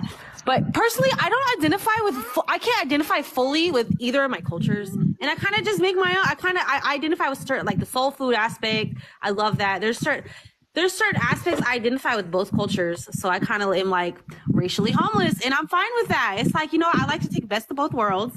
And, that's how I build my own little thing, my own little way of life. So that's kind of how I am, and that's cool. Everybody has the right to preserve their culture and do whatever they want. That's cool. Like, I think that that's perfectly fine. But I think that, the mixed race people that are here, like, they got to find their own way. And I think for them for us, like, who are mixed race of different cultures, I think it's a blessing. There's always negatives and pros and negatives to everything, right? So I do think there is pluses to it that I do appreciate about myself, and there is negatives to it, of course, too. But I feel like it's good for me. I don't know. I've learned to embrace and accept it about myself, and just because other people feel like it would be bad for them doesn't make me feel like, oh, my existence is wrong or anything. You know what I'm saying? So that's kind of how I feel. No, it's not. It's not. But if you don't mind me asking, what are you culturally mixed with? I'm just, white American, Black American, African. But my mom's like Southern, so I was raised in like two different cultures. So I'm gonna give you a different outlook on that. Not just that though, but you got to realize here in America, it's not really a sense of a national culture. Because America is made up of many No, I agree. That's what we were talking about earlier. Because they were like, oh, okay, why don't you just... Because, Latino people, right? They more so identify with their nationality. Because they're already so mixed up. They never had any anti-miscegenation laws like we did here, right? So they're already mixed up. They don't identify as a race because they're so mixed. So they might as well just identify with their culture and their nationality. But I'm like, the difference in America, yeah, like you were saying, it's like there's no national identity. It's like we don't all unify. We're not all unified by one culture. Like we're all a bunch of different things. And it's hard to identify as an American because, like I was saying earlier, because of all these horrible things. But the dude was saying there's positive values. Like a lot of my values. Not really. Like, not in America. Not really. I actually wanted to ask him what was positive. That's what he said. He said value, like when it comes to the values, because I was like, when I think of America, I think of capitalism, I think of exploitation, and I think of like imperialism, and I think of like putting profits over people and domination and things like that. That's not my values. You know what I'm saying? You got to realize, though, I don't mean to cut you off. If the person who was talking was a man, number one, that's already like a whoa. Because America's made for men who are not minority. So if he's not a minority and he was a man, it would be hard for him to. You could be a white man or European man and understand certain things, but your viewpoint will never fully be the way our viewpoint would be, because it's a lot of things where it's like I talk to people certain things and they'll be like, oh no, America's this, that, everybody has the same opportunities in America. I'm like, if you really believe that, you must not know a lot of poor people. If you really believe that, so that's the thing too. It's a lot of people who, the way they grew up, like I tell people all the time, like we're not living in the same Americas, because like I'm in California. I live in California. Me and somebody in Idaho, Missouri, we're not living in the same America. We're not living in the same. It's way different. Mm-hmm. Wait, can I ask a question? Do you think that people who come from other countries to study in America have better opportunities than people who are already in America when it comes to education? Yeah, they have better opportunities. Oh, Which one? Who has better I'm not gonna say that. opportunities? I'm not gonna say that. I'm not gonna say they have.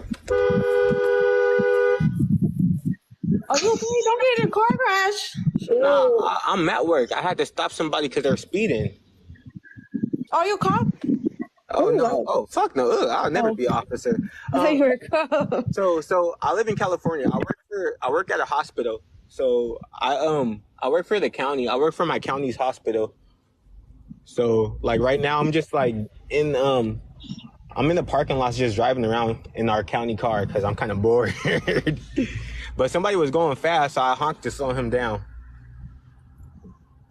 But when it comes to America, what he was saying was like, you know, there is certain values of like self-sufficiency and individualism, and like there is certain positive values that I'm like, okay, I could kind of vibe with that. But what's individualism? Like, who wants to be the only one of their friends rich? That's the problem with America. Because when you're outside of America, you Right. understand that as an individual, if you're the only person in your circle and your family who is successful, you're going to always be handing miserable. it out.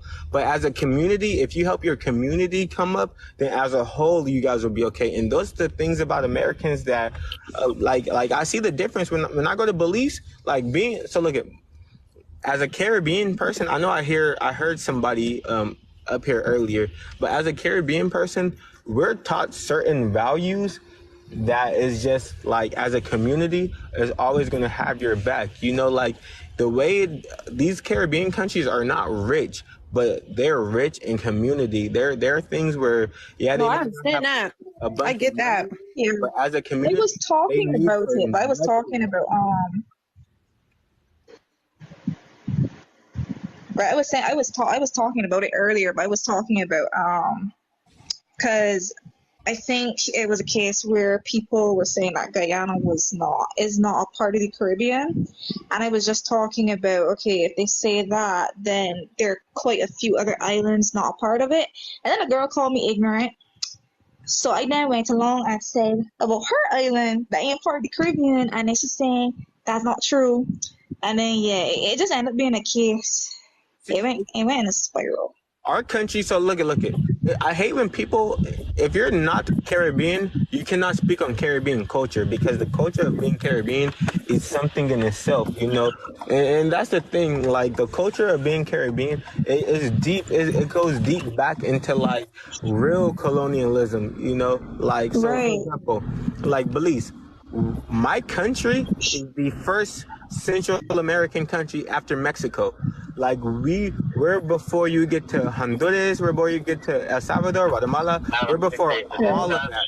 And we don't consider ourselves Central Americans, we consider ourselves Caribbean because of our culture, because Exactly. what we was going through. But Because when why? the British colonized us, we were handling sugarcane. They like, it's certain things that it's like, Right. it might, just because it's not in the middle of the ocean, like, so that I hate when people say that about Guyana, because if you ever met a Guyanese person, they are extremely Caribbean, no matter if they're on South America or not. Exactly. And I was making that point. And then she proceeds to tell me, if you don't know anything about Bahamas, don't talk on Bahamas. But when you look up Bahamas, Bahamas is not included in the Caribbean Sea, but they are a Caribbean island. I said the same thing about my island because I grew up in Barbados. And I said about the same thing of my island is in the Atlantic Ocean. It does not touch the Caribbean Sea. That's what I said. But she took offense to that and said, if you don't know anything about it, don't talk about it. I took Caribbean geography. If you have never learned anything on that, then you should not be talking about it. I never said people weren't a part of the Caribbean. I just said it's not just about where you're located. I was talking about Caribbean culture. Then another guy joined her and said that Caribbean is not a culture. So I was like, what do you want me to say? West Indian then? It's the West same bloody Indian, thing. it's so crazy because West Indian is actually more offensive.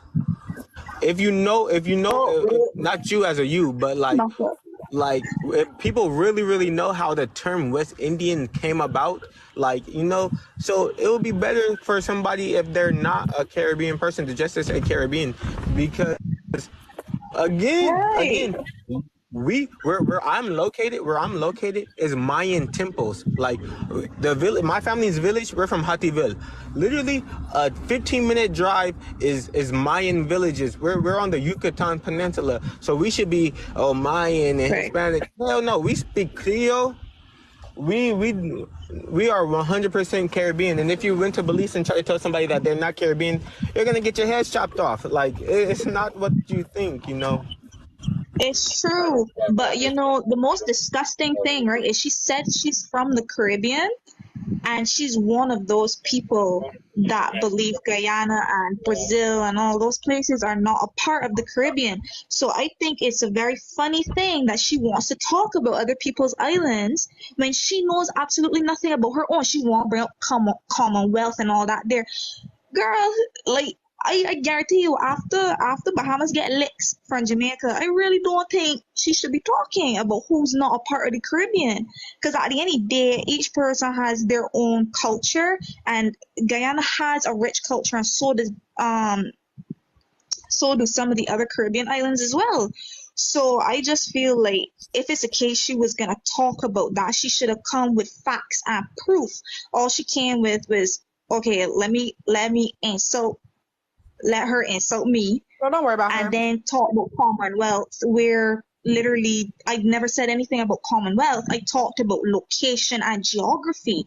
I still included Bahamas as a Caribbean island. I just said location does not make you from the Caribbean Sea, but you still have Caribbean culture and West Indian culture at the end of the day. So, but it was something that I was talking about because it was something that somebody had posted due to they were doing something against what a Trinidadian had said. And then they basically continued where they had some people in the comments who were like, well, by fact, this place is not a part of it. And then, I just feel it just makes no sense. And people just trying to rock the boat for no reason.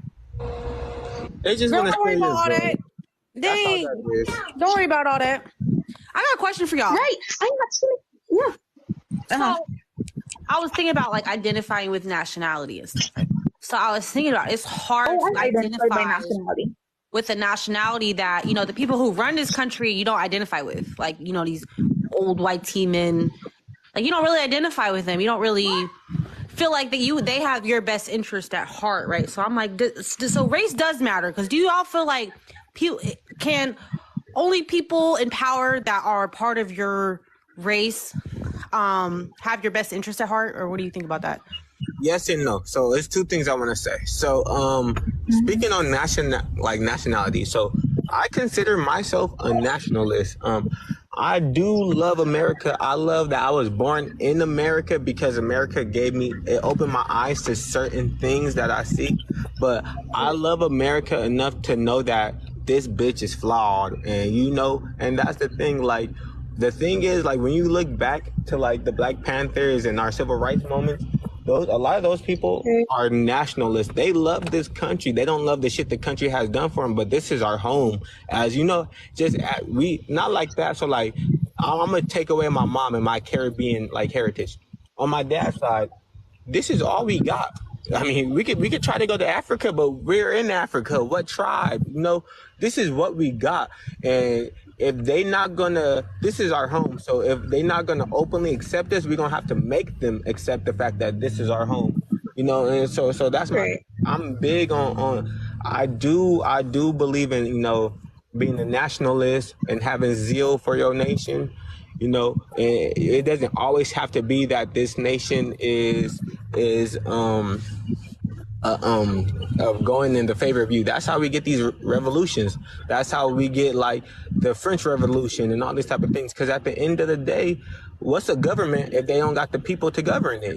We make the nation. Right. But I feel like you can't force acceptance. Like, as a biracial person, that's like a big topic that it's like, do you feel accepted? And it's like, I stopped caring about acceptance, honestly. I'm just like, some people are going to accept me, some people are not. It is what it is. Like, that's how it's a big nation. Like, you know what I'm saying? So I kind of like, there's be lots of people who accept me, lots of people who don't. And if they don't, it's fine. I'm not going to try to force it on them because I don't give a fuck enough to care. So I don't know. I just feel like the forced acceptance when it's like, I don't know. I just feel like that's tough.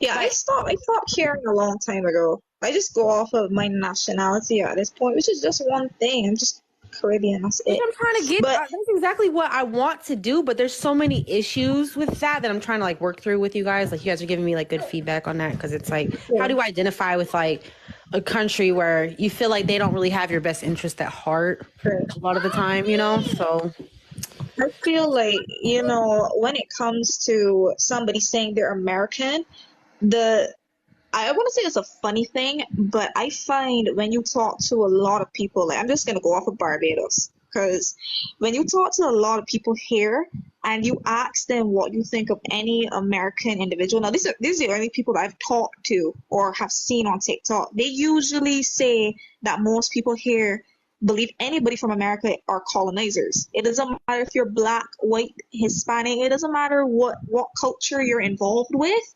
or what color you are. They just consider the whole place to be colonizers. So I feel it's a case that, you know, there's so many stereotypes when it comes to America that it's difficult for other places to really accept and be like, okay, that's cool. Because then what a lot of people think, like, for example, some men believe, okay, Americans are just an easy way to get a passport and to get out. Because they can still come back, but they just want a passport. And they can leave right as they're done. So a lot of people do that quite a bit nowadays, just for the fact that they just want to be able to work and send back money and then be able to come back and retire. Because that's usually what people do when they leave the country and then come back. So it's always a case that it just comes with like certain things, like you just believe everybody's racist there. Because when a lot of people think about it here, most people just consider racism to be like whoever's being prejudiced towards somebody else. Actually, I wanted to ask a question though. Do y'all think black people can be prejudiced to a white person? Because I was on a live and they said, okay, a black person can't be racist or prejudiced. No, prejudice. Everybody's prejudiced. Everybody has their preconceived shit. They do. You gotta realize one thing. So here's the thing. White people cannot experience racism and black people can't be racist. There are a lot of black people, majority of black people are already prejudiced, and we're already prejudiced due to the preconceived notions that we have to deal with. So it's like, with everything that done happened to us, still happens to us, do black people have a certain outlook? A lot of us, yeah, but you know, racism, no, it can't. Even if they say I hate white people, but why do you hate white people? It's not just a baseless accusation. I hate white people for everything that we've done been through, from things I've seen with my own eyes. So it's not so much racism. Prejudice, yes, of course they could face it. Should we care? I'll leave that up to you guys. Look, okay, so when it comes to being like biracial, right? So I feel like in the black community, we're a minority, right? We don't have too much power because there's barely any. There's a lot of media representation, but we actually live within a black community. I was like the only one there. I was like a couple of us. Like, there's not too many biracial people, right? So I do feel like you can't be racist to a biracial person within a black community because we're a minority. We don't have any power if we go by the systematic definition of it. So I do think there's that. And I think anybody can be prejudiced, right? Like, you know, prejudice. If people are honest, like, that's the thing. Because, okay, I want to talk about what somebody said in the comments. They said that, you know, your race is your phenotype. So if you are phenotypically black, that means you're black. So, but the thing about it is, y'all need to drop that. Y'all need to drop the thing that. about it is, it's that like, whole phenotype. It's just the meaning we give race. It's like, this is what it means to be a black, but this is what it means. I don't know. I just feel like I kind of want to think outside of that and just kind of just explore different ways of life, I guess. That's why I did this topic. Because I mean, y'all basically basing my whole life based on biological. What I look like, my phenotype, you know? I think that just, even though that I don't know, that does affect my life, of course, like how people perceive me, how people look at me, but how I, you know, have a relationship with myself. I kind of just want to, I don't know, I kind of want to grow out of it and just kind of just I don't know. I'm confused. I get very confused when people comment like this and just say, well, that's America. I thought y'all were trying to change things. How do y'all say, well, that's just America, and then still can continue using the what white people put as biology and all that there. Like, if you're going off of phenotype and somebody says they prefer to deal more with their white side than their black side because the black side was less accepting and the white side was more accepting, like, at the end of the day, it may not be anybody else who does accept them, but they still get treated better than the white people and the black people. So I mean, I just don't see the point of, you pick and choose what you get to take. Like, if you're going to, for example, Miss Magic already said that y'all got rid of the whole thing where you have on your birth certificate race and then your ID race and all that there, which that's a step. But then if you're still referring to the one drop rule and then phenotype and then want to talk about genotype, then it's like, what was the point of getting rid of race on your birth certificate if you're still going to use it? So I think it's an American thing. I know you don't like to hear that, but I mean, that's just how it is in America. To change it, I don't know if many people want to change it because I think a lot of people, I think majority, I mean, I'm pretty sure anecdotally or individually you'll have people who want to change it, but I think majority of people don't. I think majority of people like to put themselves in boxes and categories, and that will never change. As far as the one drop rule, I mean, that was done almost for survival for biracial people to align themselves with black. And also another thing, I don't think a lot of people realize that black people in America are not 100% anything, right? So we're all multicultural. To be black means to have African descent. So even if you are biracial, you're still black. So when it comes to the whole racial category, I think I want to change it personally because I feel like it's based on racial hierarchy, and I just don't identify with like a racial hierarchy, like where white tees on top. Like, I just don't identify with that. I feel like that's what it was. The whole concept of race was based on a hierarchy, and I do think a lot of people are very comfortable with that, and they think themselves as like, oh, these people are on top and these people are bottom, like a hierarchy that shouldn't exist based off race, right? So that's why Do you think that's how black people think though? Because I would think that's how people accept it. I feel like just like how people accepted the one drop rule. One drop rule is a racist rule. Like, it was racism. It was based off racism. It was racism. Just like how race itself was a concept based off of racism, based off saying, hey, I'm better than this skull is more attractive. That means that's they're better. They're on the hierarchy. So that's what white tea people are, and these skulls are less attractive. Like, that whole how race, the whole concept of the categories was born. So that's why I'm like, I just don't really vibe with it. I don't know. Just personally, me, of course I'm biracial, so I don't fit neatly into any category, I guess. So I guess I have a different relationship with it than most people. Most people feel like they're very comfortable with, how they identify. But I'm more racially fluid because I'm being perceived so many different types of things. So, and of course, in America, we're considered black, and I've identified as black for a long time. But a lot of black people don't consider biracial people black too. So it's like it's two sides. I think that's a new phenomenon. That is very much new. Now, I am a little older, I think it is new, but it's very much new, and I think that's a Gen Z thing, and not like a Gen X thing. Or it's a new. I think it started on the internet. Generational. I think it started on the internet because I was always in like black spaces on the internet, and then I started noticing this whole trend of like biracial's not black, biracial's not black, and it hurt me a lot. I was like, damn, I identified as black my whole life, so it made me rethink my whole identity. Like, if I'm not going to be accepted by black in black spaces, and it made me rethink my whole identity. So I was like, okay, I'm just biracial. And then like the whole, this whole topic of biracial is not a race on TikTok, I see a lot. And I'm just like, okay, then I'll just be raceless. I'm just like, I guess I'm one of those people who do think that biracial isn't a race because I've always looked at biracial people as phenotypically black. Now, if you're like a Logic, for example, right? He does not look white. I mean, he does not look black at all, but he's biracial.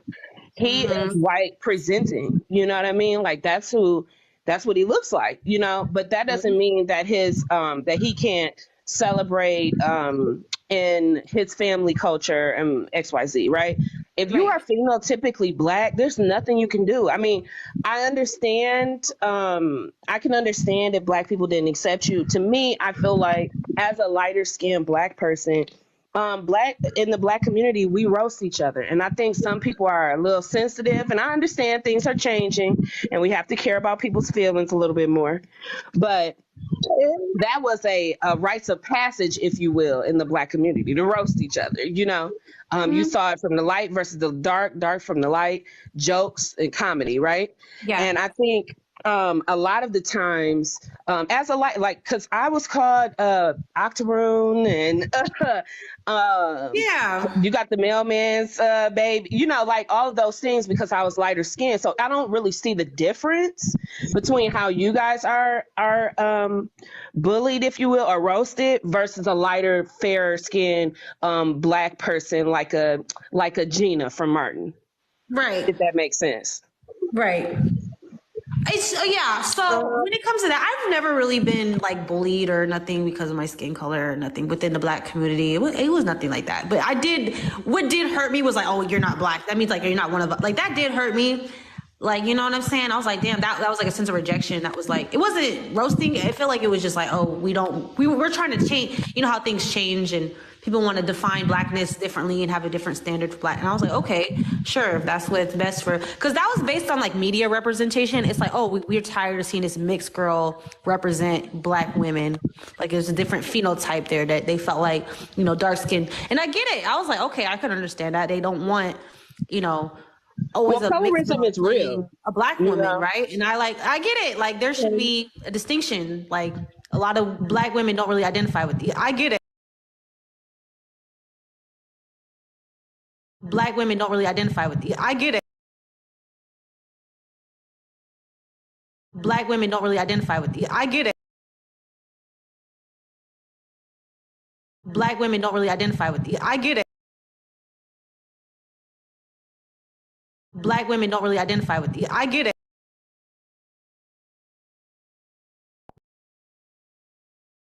Black women don't really identify with it. I get it. Black person anymore, like the Ginas and the Vanessa Williams, like you don't really see them for real no more. So yeah, exactly. I can understand someone saying that too, but I can also understand someone that's biracial being like, well, dang, we can't get no love too. Like, I understand that too.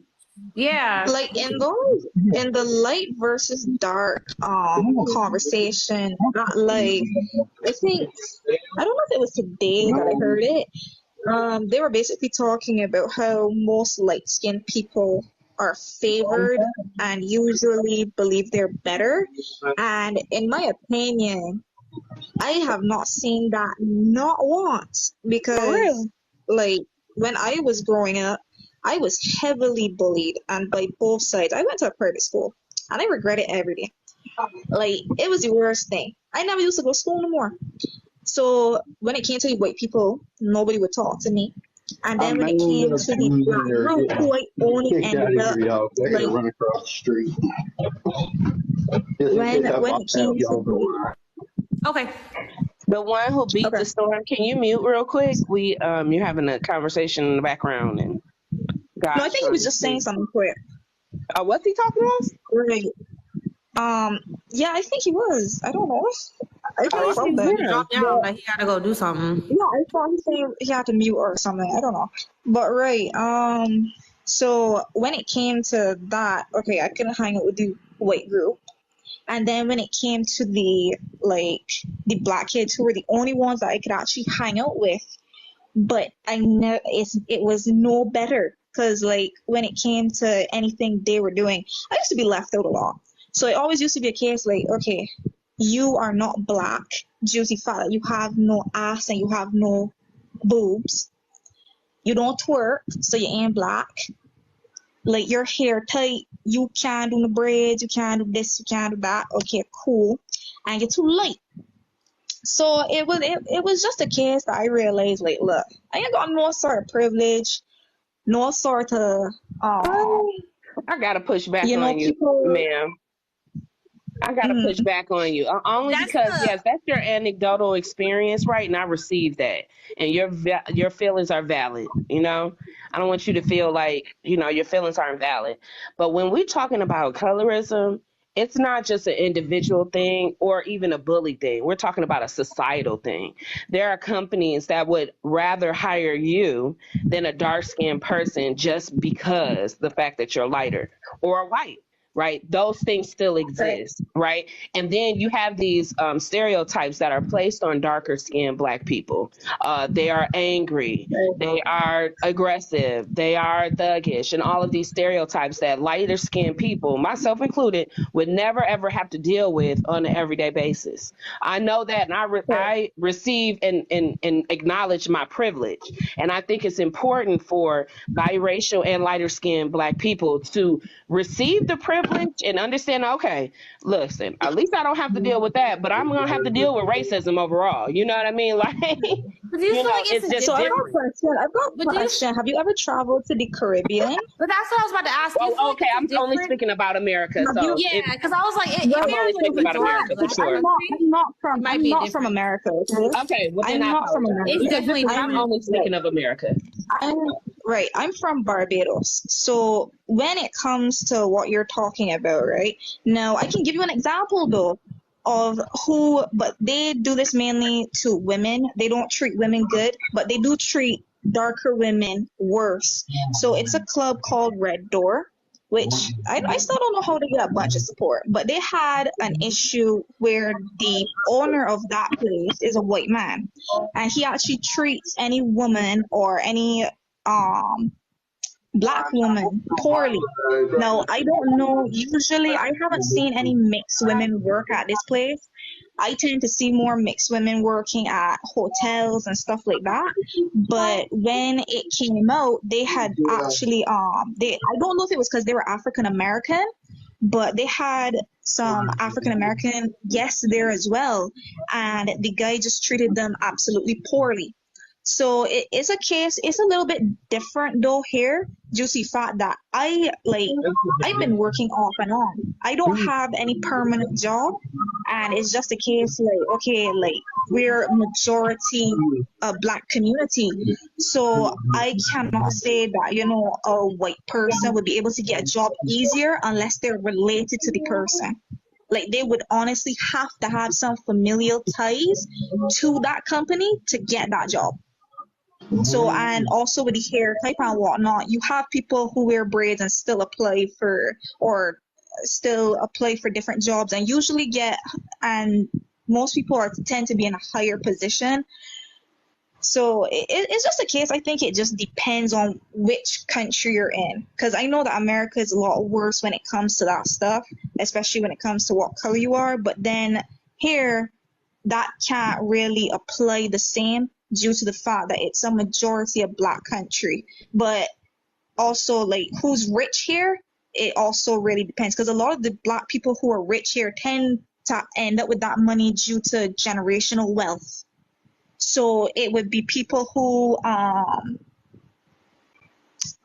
had like past slave owners as families and whatnot, who would end up with some generational wealth, or it was people who came from overseas, had parents from overseas and moved here and ended up born here and just ended up with money. So it varies though. Interesting. So here's my struggle with, like, I was just thinking about, people are fighting in the comments. And About what? No? I don't even know, but they're fighting in the comments. But okay.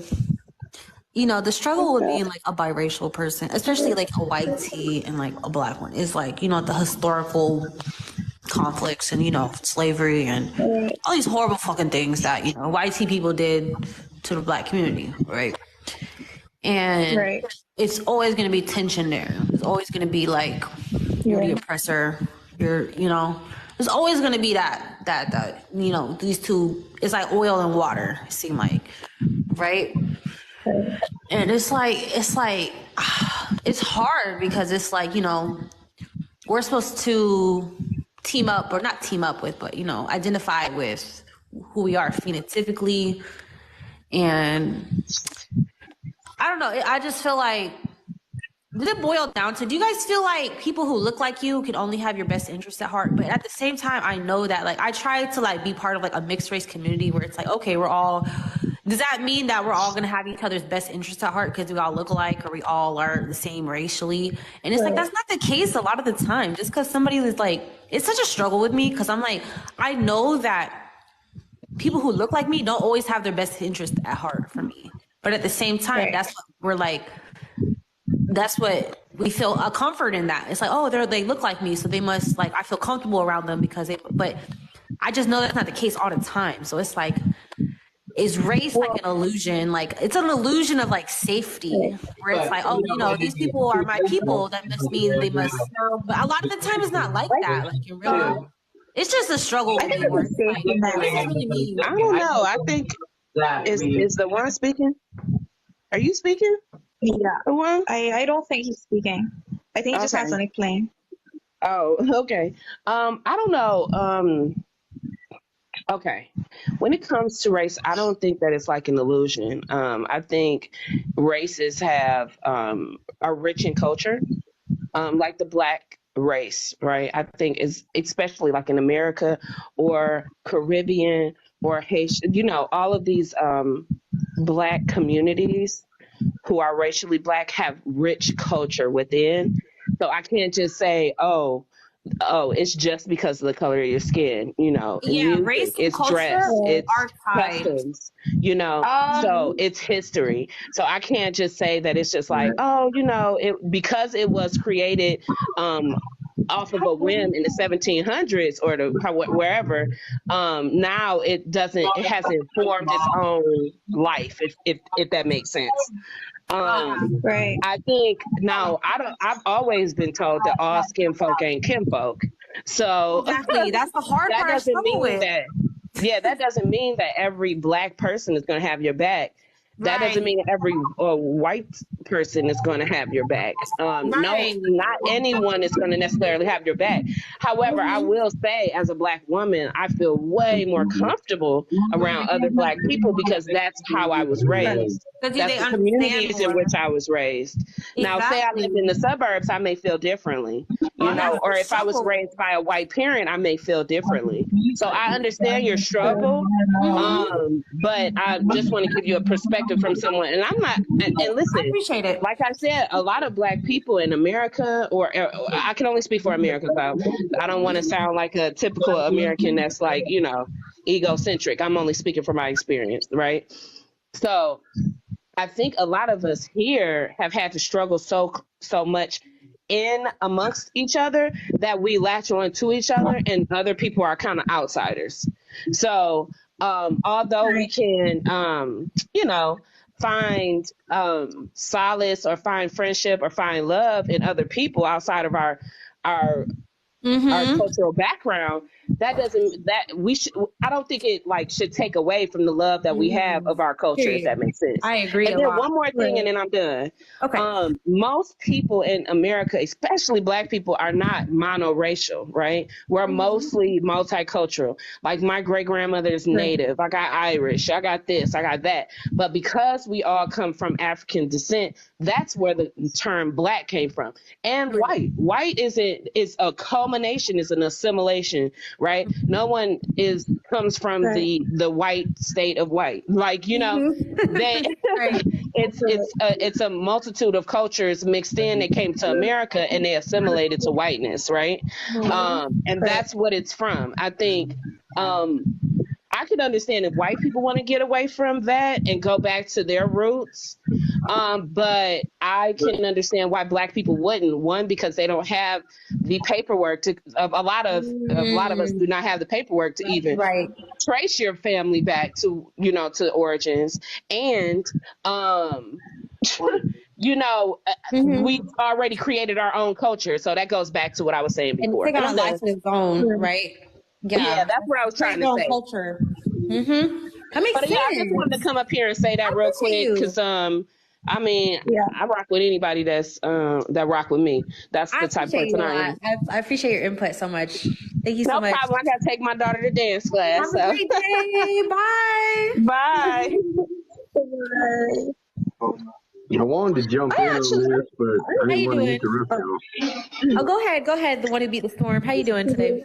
I'm doing all right, chilling. So my whole thing, man, and I've been saying it for a long time, especially over the last couple of years, that it's been a thing, I guess you could say, is like I've always grown up that you respect everybody regardless of what color your skin is.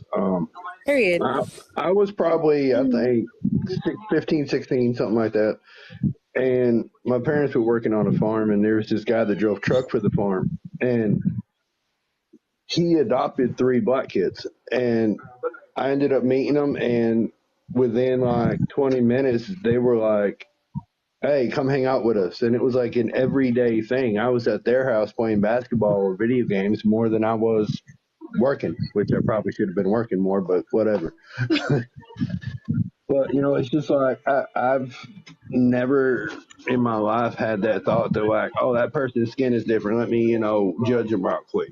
Exactly. Right? I don't judge based on skin color. I base on character and how somebody acts. If I can tell that you're a respectable person and you're not out here trying to start shit and cause problems and doing crime, then hey, I'm cool with you. But if I look at you and you look at me like you want to fight or you're just up to no good, then no, I'm not going to respect you. I don't care what your skin color is. Period. I think that's the best way to be because I've tried it both ways. I've tried to be like assume like, oh, they're the same race as me. That must mean they must want to work together or whatever. So many things that I try to base it off just skin color, and it's always hurt me. It's like no, that they don't have that type of character. So I think it is best to base off a character, really, at the end of the day, because exactly, and it goes. Yeah, and I agree because it goes back to how you were raised too. I'll never forget. I was living in the South. I was living in Atlanta, Georgia. There's this old white tea man. His name was Dan. He was born in the 30s. He served in like Korean War, and he was the most sweetest, nicest man you could ever met. He would always tell us, like, he made it a point. He was like, "Look, I was not raised to be racist. I was raised to love like how you are raised and the values you're instilled is." The most important thing, because nobody born like that. Nobody's born like, oh, I'm prejudiced. But at the same time, I know people who have experiences, like maybe you weren't raised like that, but maybe you had a bad experience with somebody and you might want, like there may be people like that had bad experiences and they try to, take those experiences out on somebody else that look like them because they might think they're the same you know what I'm saying? So shit might happen like that. But. I grew up most of my life in the northern part of the East Coast. So I've always been a northern boy. And when I lived in the South a couple of times. I was 10, I lived in North Carolina. And living there, it's like I went to a school that was 90% black, 80% Hispanic, and like 4% white. I think me, one other kid, and a teacher. Mm-hmm. And it was really hard to get accepted by like any cliques or groups, whatever y'all call it these days. Right. And I ended up becoming friends with like half the school. Same. I can relate to that. I was a floater. I was like floating around. Yes, I was the same way. Like we had a bunch of kids that were some were black, some were Hispanic, some were native, whatever, that would always come to our house. Like our house was like the spot, I guess, in the neighborhood. Mm-hmm. And I would hang out and play with everybody, you know what I mean? And then our landlord at the time showed up one day and just gave my parents like a lot of trouble. We ended up having to call the cops about black kids and Hispanic kids being on his property, blah, blah, blah, blah. And it's like, I didn't understand back then. And, my mom sat down with me one night and she was like, do you understand why he was mad? And I was like, no. Can I go play basketball? And then I got a little older and like I think back on it and it's like, what the hell? That's not even like close to being right. Like nobody was causing trouble. Nobody was, you know what I'm saying? We were just being kids. And I was 17. We moved down to Georgia. I absolutely loved it down there. And I was, like I said, I was 17. I was kind of wild and just wanted to go do whatever. And I used to skate, and I was skateboarding one day, and this older gentleman's pit bull came running up to me, and I'm like, oh shit, oh shit, oh shit. And like, he just started like, he was a good dog, and the guy came out, and he's like, is he giving you any trouble? And I'm like, nope, not at all. It was an older black man that lived by himself. I used to go to his house every day when I could, have sweet tea, and just listen to stories all day long. That's so sweet. Like, it's like, to me, color doesn't exist. If you're black, Hispanic, native, white, whatever, like I'm native, Scottish, English, and Italian, so I'm a mutt basically. And like I said, I've always grown up. Color don't mean shit. It's how you act and treat people. It don't mean nothing because people try to make it mean like this is your status. Like your color is your status in society. And I'm against that. I'm like, what your color is not your status, right? That's what it's historically meant in America, but I just reject that idea. It don't mean that, right? Another thing too, go ahead. No, go ahead.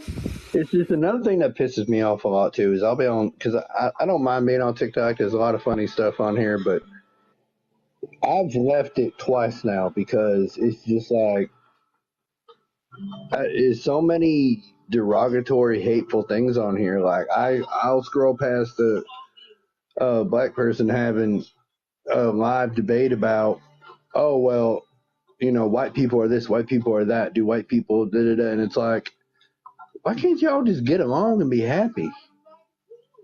Like, it just pisses me off. Like, why? Y'all want racism to stop, but you're on here causing the same problems you wanted to see ended.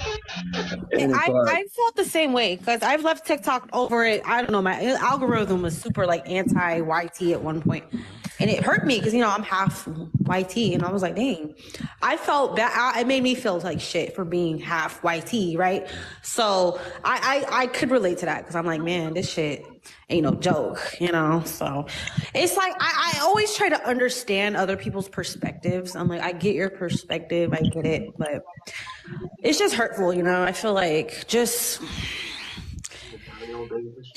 hard. It's so hard. It's like, I don't know. I really don't know what to do about it. I'm just like, I just don't participate in it. You can only control yourself, right? It's just, yeah. And it's like another thing too, is I'm always trying to say, and I usually get kicked out of the lives, but whatever, but I always try to tell people, you want to see change, be the change you want to see. Period. You can only control yourself. Like, I can't tell you what to do, what to think, how to feel, what's best for you. But I can only decide what's best for myself. If I know something's wrong, you don't participate in it. And that alone is powerful, That alone. And that's the thing today. Society wants to try to tell everybody, like, you have to hate this person, you have to hate that person, blah blah blah. Don't get along because then it'll ruin the whatever it is you want to call it. And it's like it brings us back, I think, to 9/11. It's like I would never wish for another 9/11, but I'd give anything for a 9/12 because the day after 9/11, race didn't matter, what gang you were in didn't matter, countries did, nothing mattered. Like, if we could all go back to that, that'd be amazing. But unfortunately, it's never going to happen. I want to get there too. That's what I was saying. Okay. It's like when it comes to just us identifying like as an American, there's so much work we got to do to get to that point where it's like, okay, we're just American and we're united through culture and we're united through the shared values. And it's not just me versus you all the time. Cause that's kind of how it is. It's like, YT versus black, like all the time. There's always this constant me versus you, me versus you, me versus you. Instead of us together, we're all in this. Like, we don't have that yet. We don't have that sense of like, we're all in this together. Like, we don't like more people need to have that sense of that. And it's not like I'm trying to get over on you so I can do better. And then you know what I'm saying? So that's kind of what I want to see more in, my country. It's like I'm a big part of this. I guess you could call it the sober community because I'm 19 years clean, and for me, a lot of folks say like, I've got a friend right now that I'm trying to help, and he just wants to keep doing it, keep going. He doesn't care. But for me, I look at being sober as a lot like the whole race thing. And as what you That's just said, interesting. people can either step over somebody and do better, or we can go back and say, hey, here's my hand, let me help you up and help you out. Like, you can either choose to let somebody kill themselves, or you can step in and be like, okay, here's your options, man, and let me help you out. Yeah, like I give you what I learned. I give you what I learned. Like you have that ladder. You don't rip the ladder up. You help them Yeah, up the ladder. and I like for that. Yeah, me, that's how it should be. That's how it should be. No matter, like, that's how it's been, like, historically. It's like, oh, I'm only going to look out and extend a hand for people who look like me, right? But yeah, it's like, no, we should help anybody up that wants to be helped up, that wants to, you know what I'm saying? Like, no matter what they look like, if they're a different yeah, culture, different, like, so I think we should have that same, like, sense of, we try to all help each other out. Even if you are different than me, it's cool. Like, I don't know. That's how I feel about it. As Americans, like there's so much more that we gotta just instill within our, our kids, the next generation things. So yeah. I don't know. I have And hope. I feel like I'm optimistic. So I think things are changing for the better. no, exactly. And and like I said, man, everybody's different. Everybody views things differently. But like I said, I see the whole sober thing as kind of like the race thing. We can either choose to let each other fall lower and hate more, or we can reach back and be like, hey, look, is this worth it? Possible somebody getting hurt or worse, or somebody going to jail. Is it worth it? No, it's not. So let's do something different. Let's prove everybody wrong. And So like how you feel my about reparations? my wife follows this black guy on TikTok. I don't know his name, but he stands up against the black racists and everything that are on this app that hate on white people all the time. And like, I'm gonna start following him because he's standing up and trying to be like, hey, enough. Let's just all be happy and get along. And I'm glad that some folks are finally starting to be like, okay, well, maybe this is stupid. Why are we listening to mainstream media that's telling us to hate everybody? And it's like the rap industry. Take all the gangs bullshit out of it. Take all the beefs out of it. Watch it just be like every other music industry that's thriving. Nobody's dying. You know what I'm saying? Everybody's getting along. Everybody, you know what I'm saying? Your Period. music's doing good because you're collaborating. This world's gone to hell, and I'm tired of it, to be honest with you. If I can live on Mars, I would. Okay. For real. For real. Or I got hope. if I can't live on Mars, give me an island somewhere, just away from all the BS. I'm telling you. I'm telling you. We got a lot to do. And it feels like, I don't know, because I watch like political TikTok sometimes, and it feels like none of us are like, I feel like there's no real solutions out there sometimes, that people are just talking in circles about nothing and just debating and arguing all day about nothing that is not going to get us nowhere. That's what it seemed like a lot, but I don't know, when we really set the bullshit aside, because I said this earlier, and I was like, I really feel like you got to step away from TikTok and the internet sometimes to really be grounded in like the real world and see like what's really important. So you don't let your attention, because this is all that people want to do. They want to get your attention, and they'll blow things out of proportion. That's like, oh, this is what we need to focus on. This is our, like, you got to be very selective with your attention. Your attention is what people are fighting for right now. So it's like, you got to make sure you focus on the right things, right? So that's what I think that is very important.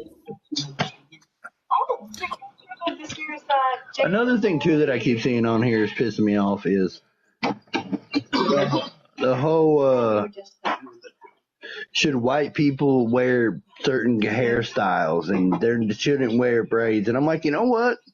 You were born with hair. A white person was born with hair. How y'all choose to style it, it's not a one race thing. Like, you know what I'm saying? People say that certain people men shouldn't have long hair because it's whatever. I've had long hair. I've had short hair. I've had no hair. It don't matter what somebody's, you know what I'm saying? I mean, maybe it's different. I don't know. But to me, it's hair. Who cares? Look, I talked about it earlier. I gave my opinion about it earlier, but I was like, me personally, it's not really a big issue in my life. You know what I'm saying? How people choose to wear their hair. I'm like, we got bills to pay. We trying to work. We trying to provide for our kids and, do our right by. Like, that's really what my main issue that I'm focusing on. But I was like, I do understand. I try to understand people's perspective on why people feel that it's inappropriate. I'm like, I get it. But me personally, I choose not to be outraged or mad by it because it's like, okay, what does that fix? If they stop wearing that hairstyle today, is that gonna fix my issues or my problems? Like is that gonna help my rent go down, or is that gonna help, the gas prices go down, or is that gonna help? I wish. No. So I feel like it's more so a case like if it is affecting people getting work and whatnot due to hairstyles, and on top of that, there is like, I get it. Like, that in schools that people will cut hair off.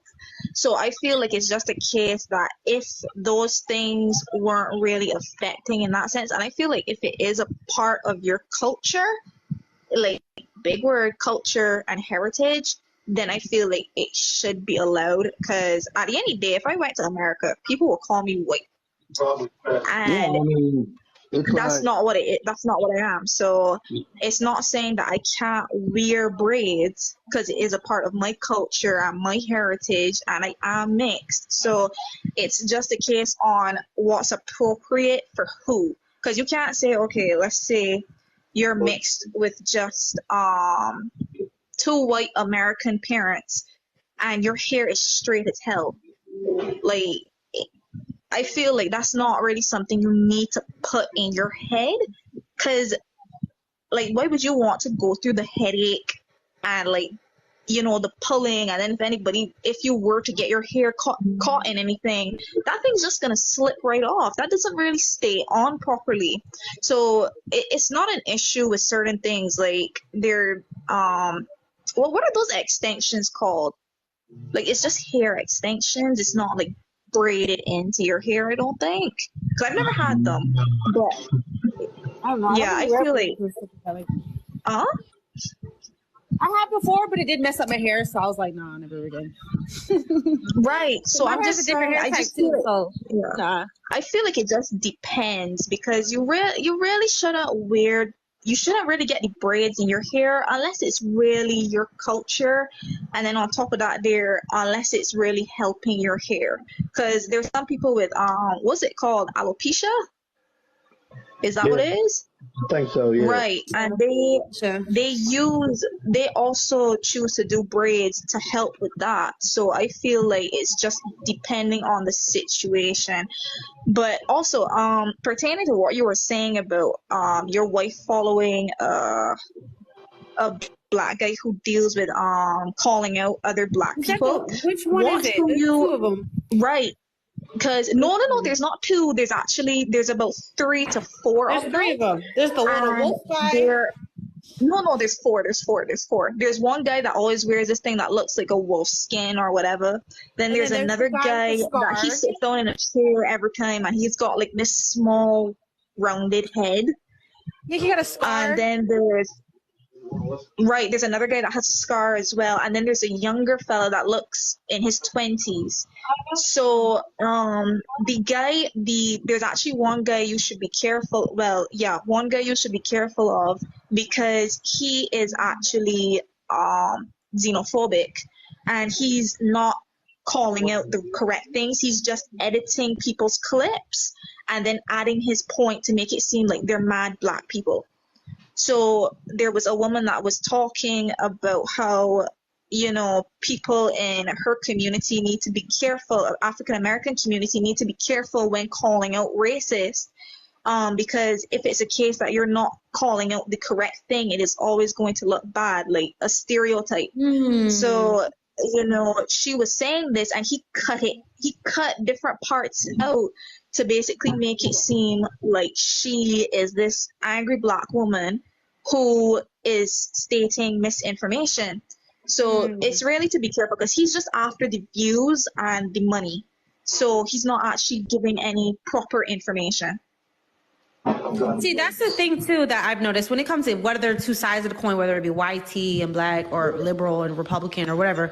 It's like these two sides, like a lot of the time, purposely misunderstand each other so they could just be angry. And like, anger produces, like, people want you to be angry. I know that sounds. So that drives profits. Whatever people gets emotionally triggered, that's what's going to drive profits. That's going to drive views, right? So instead of actually trying to come to an understanding between like two sides, it's like people purposely misunderstand each other so they can.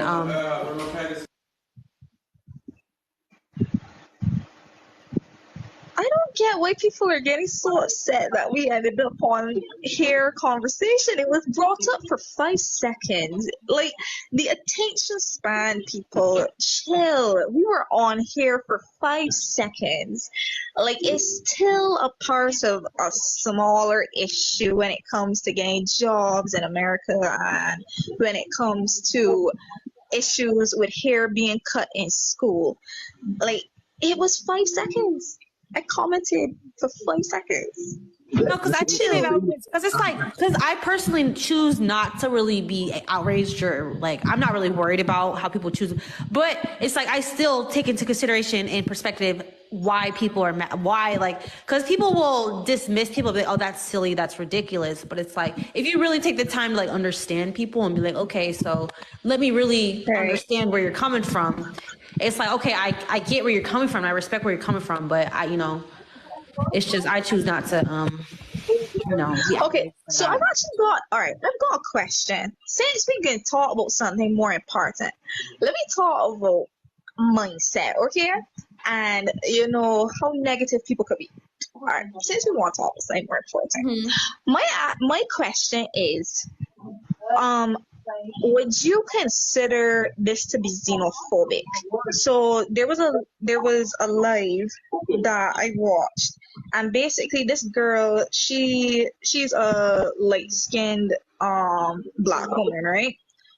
And she basically said the only reason she would date a Black man is because of his skin color, and the fact that her children will only end up with 4A to 4C hair, and the fact that she does not want her children looking any lighter. Would you consider that to be something xenophobic, colorism, or anything of that sort?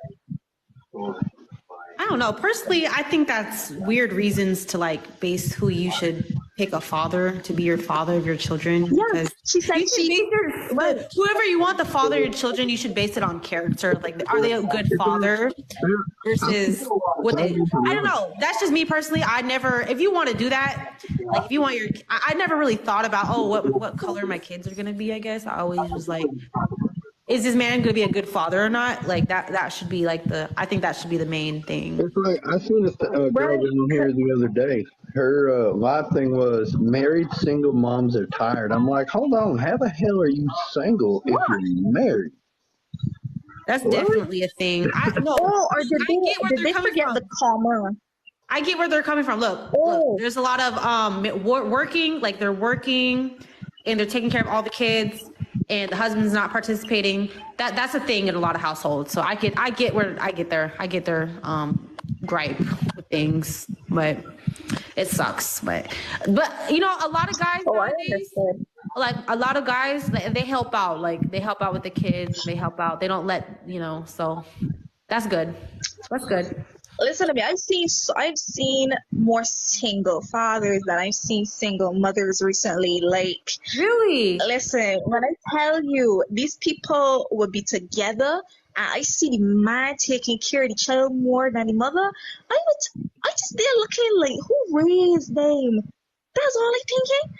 Because I don't know. Like, I've seen a lot of people who are no longer with the father, So they're out of the picture entirely. But then I've seen the people who are still together and the father is taking care of the child on a whole.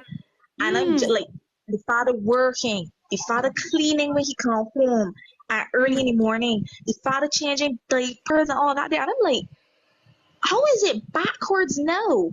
Like, literally, the women just going to fets, the women going out, the women ain't got no money when she got the money. When the father giving money, the women ain't spending it for the child. Listen, I just get so bloody confused. The way I see that is very simple. I'm a dad of 2 girls, and my wife is not their mother.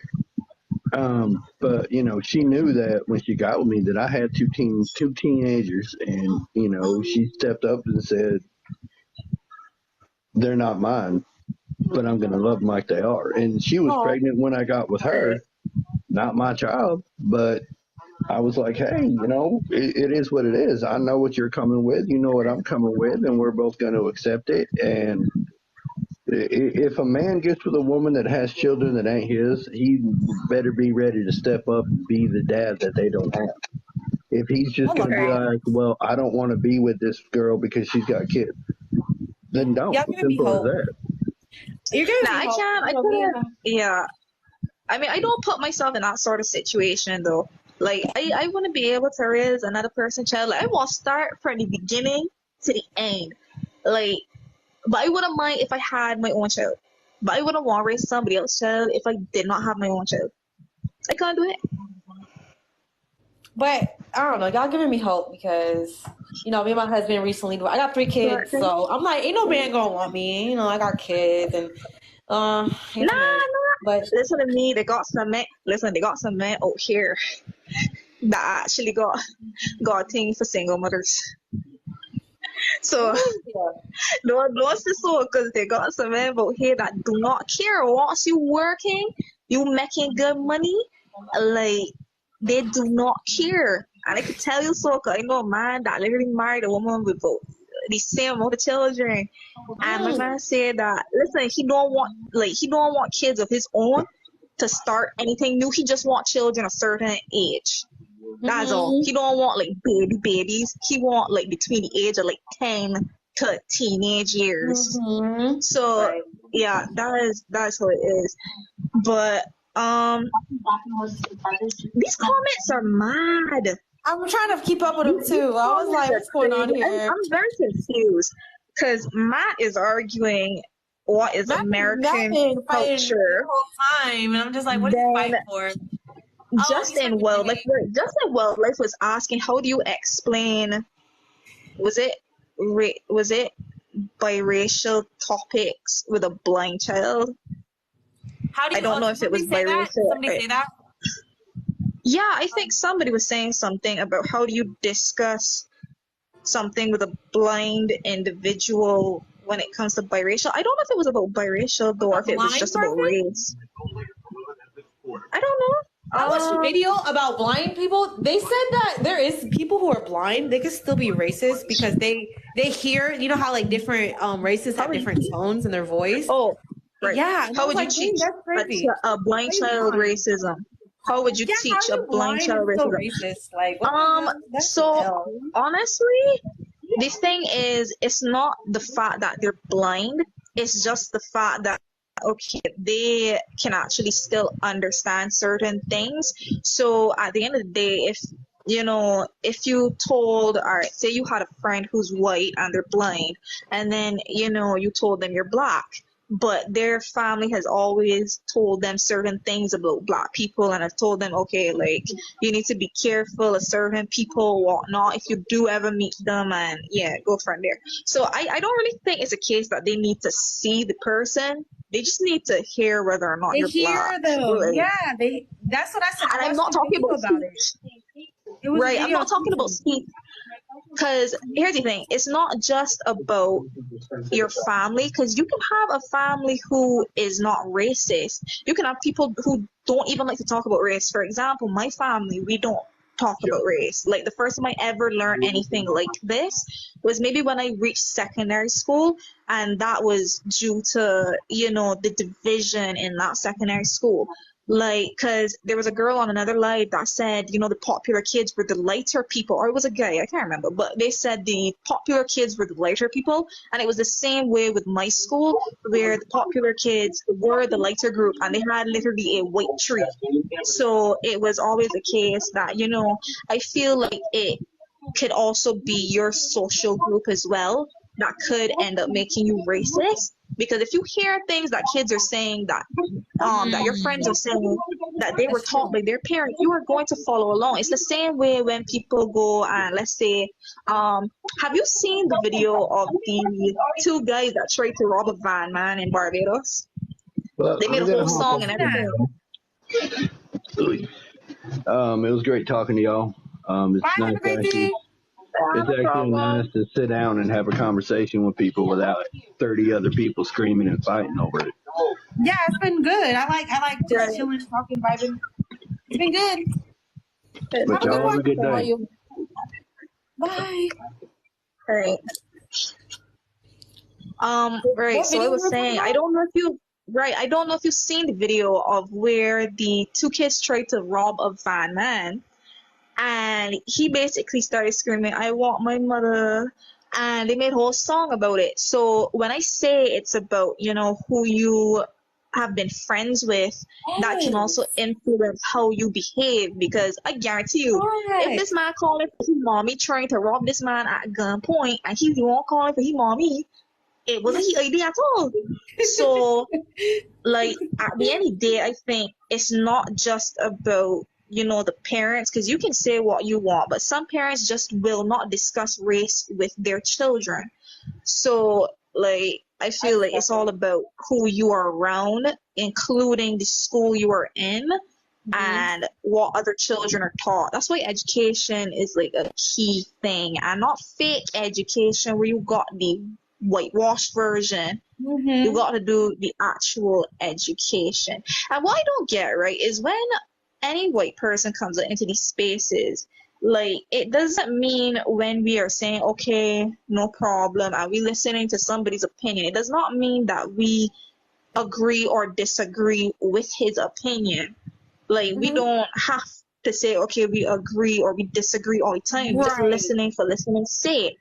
Exactly. Like, because I don't like when people in these comments basically coming out, "Oh, you allowing a white man to spew all of this, and this is basically for white people to get to talk them foolishness and complain about what they want." And once again, if you look up and you look in bio, or you heard me say that I'm mixed and she's mixed as well, we are not white.